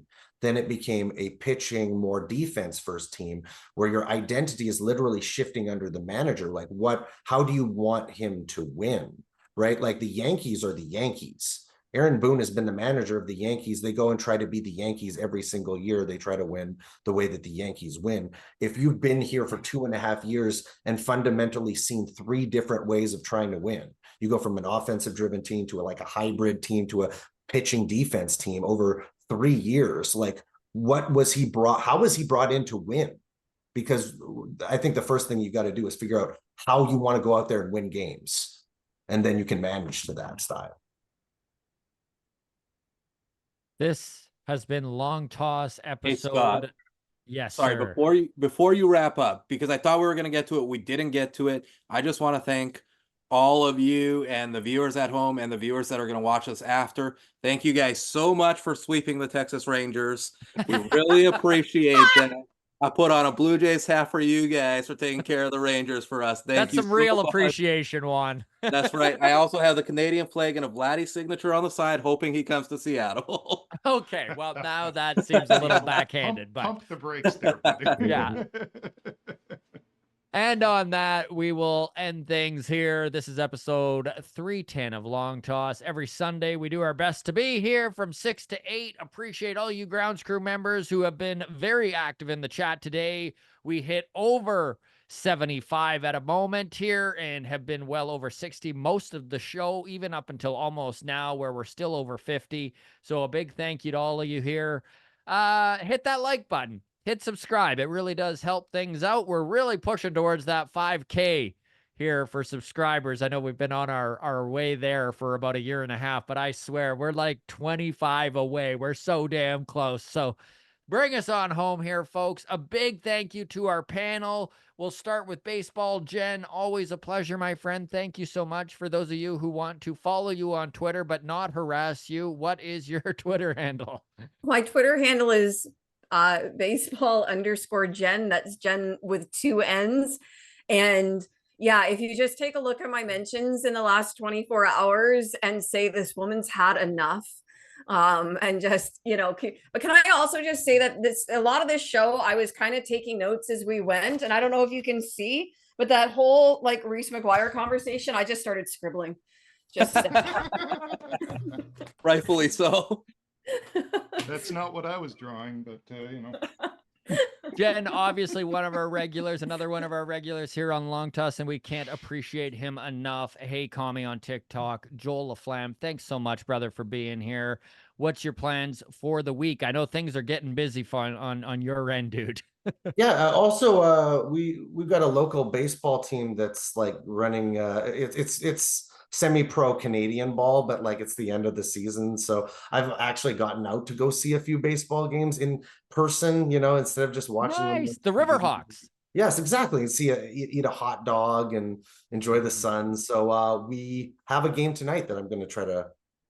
They've already started, but I'm going to try to get there in the next like half an hour. Well, we will let you take off here. We'll wrap things up. But Joel, for those of you in Edmonton who haven't got a chance to go to Remax Field, number one, gorgeous stadium. The Riverhawks are a ton of fun, and they've been filling that thing to the point where like literal pro ball teams are looking to go to Edmonton and increase the level there. I mean, the Riverhawks are just happy with what's going on. We lost the Trappers 20 years ago because nobody would go see, but everybody goes to see Riverhawks games. It's like insane. We get like 6,500 people to go. Fan appreciation night tonight, I think. So yeah. There you go. All right. Johnny, just want to say, man, thank you so much for producing this thing. You make life so much easier when you're on that end of it. And honestly, man, so many positive comments about your contribution on the guest side of things. Well done, my man. Thank you so much. Sweet. Thank you for having me. And I saw a single A game in Peoria, Illinois last week. I watched the Peoria Chiefs, who for that night were called the Peoria Pork Tenderloins. And believe me, I was loud and I made a lot of jokes, and everybody in Peoria thinks Canadians are crazy now. Last but not least, a big tip of our hat to the host of our sister podcast, the Walk-Off Mariners. They've got all sorts of fun things to talk about, unlike the Blue Jays. The Mariners making a push here for the playoffs. Buddy, where can everyone find Walk-Off Mariners and follow along? Yeah, on Twitter, on Instagram, on YouTube, where we post all our content at the Walk-Off Mariners. And more importantly, I believe it's August 16th, if I'm not mistaken, the next Baseball Town 15th. Yes. 15th, the next Baseball Town Live. I'll be there on the panel for that Baseball Town Live. So if you're watching, if you're in the Toronto area, definitely get tickets, come hang out and talk baseball in person with us for sure. They are always a fun show. I know Baseball Jen has been on one, and we will have her back here. I know I was going to talk to you about September. We're going to put you on the... You keep saying it. We're going to put you on the pressure cooker here, but September 12th, hopefully Jen is available there. A big thank you to all of you. Honestly, again, hit the subscribe button. All the best to you. Cheers, gang. Recording stopped.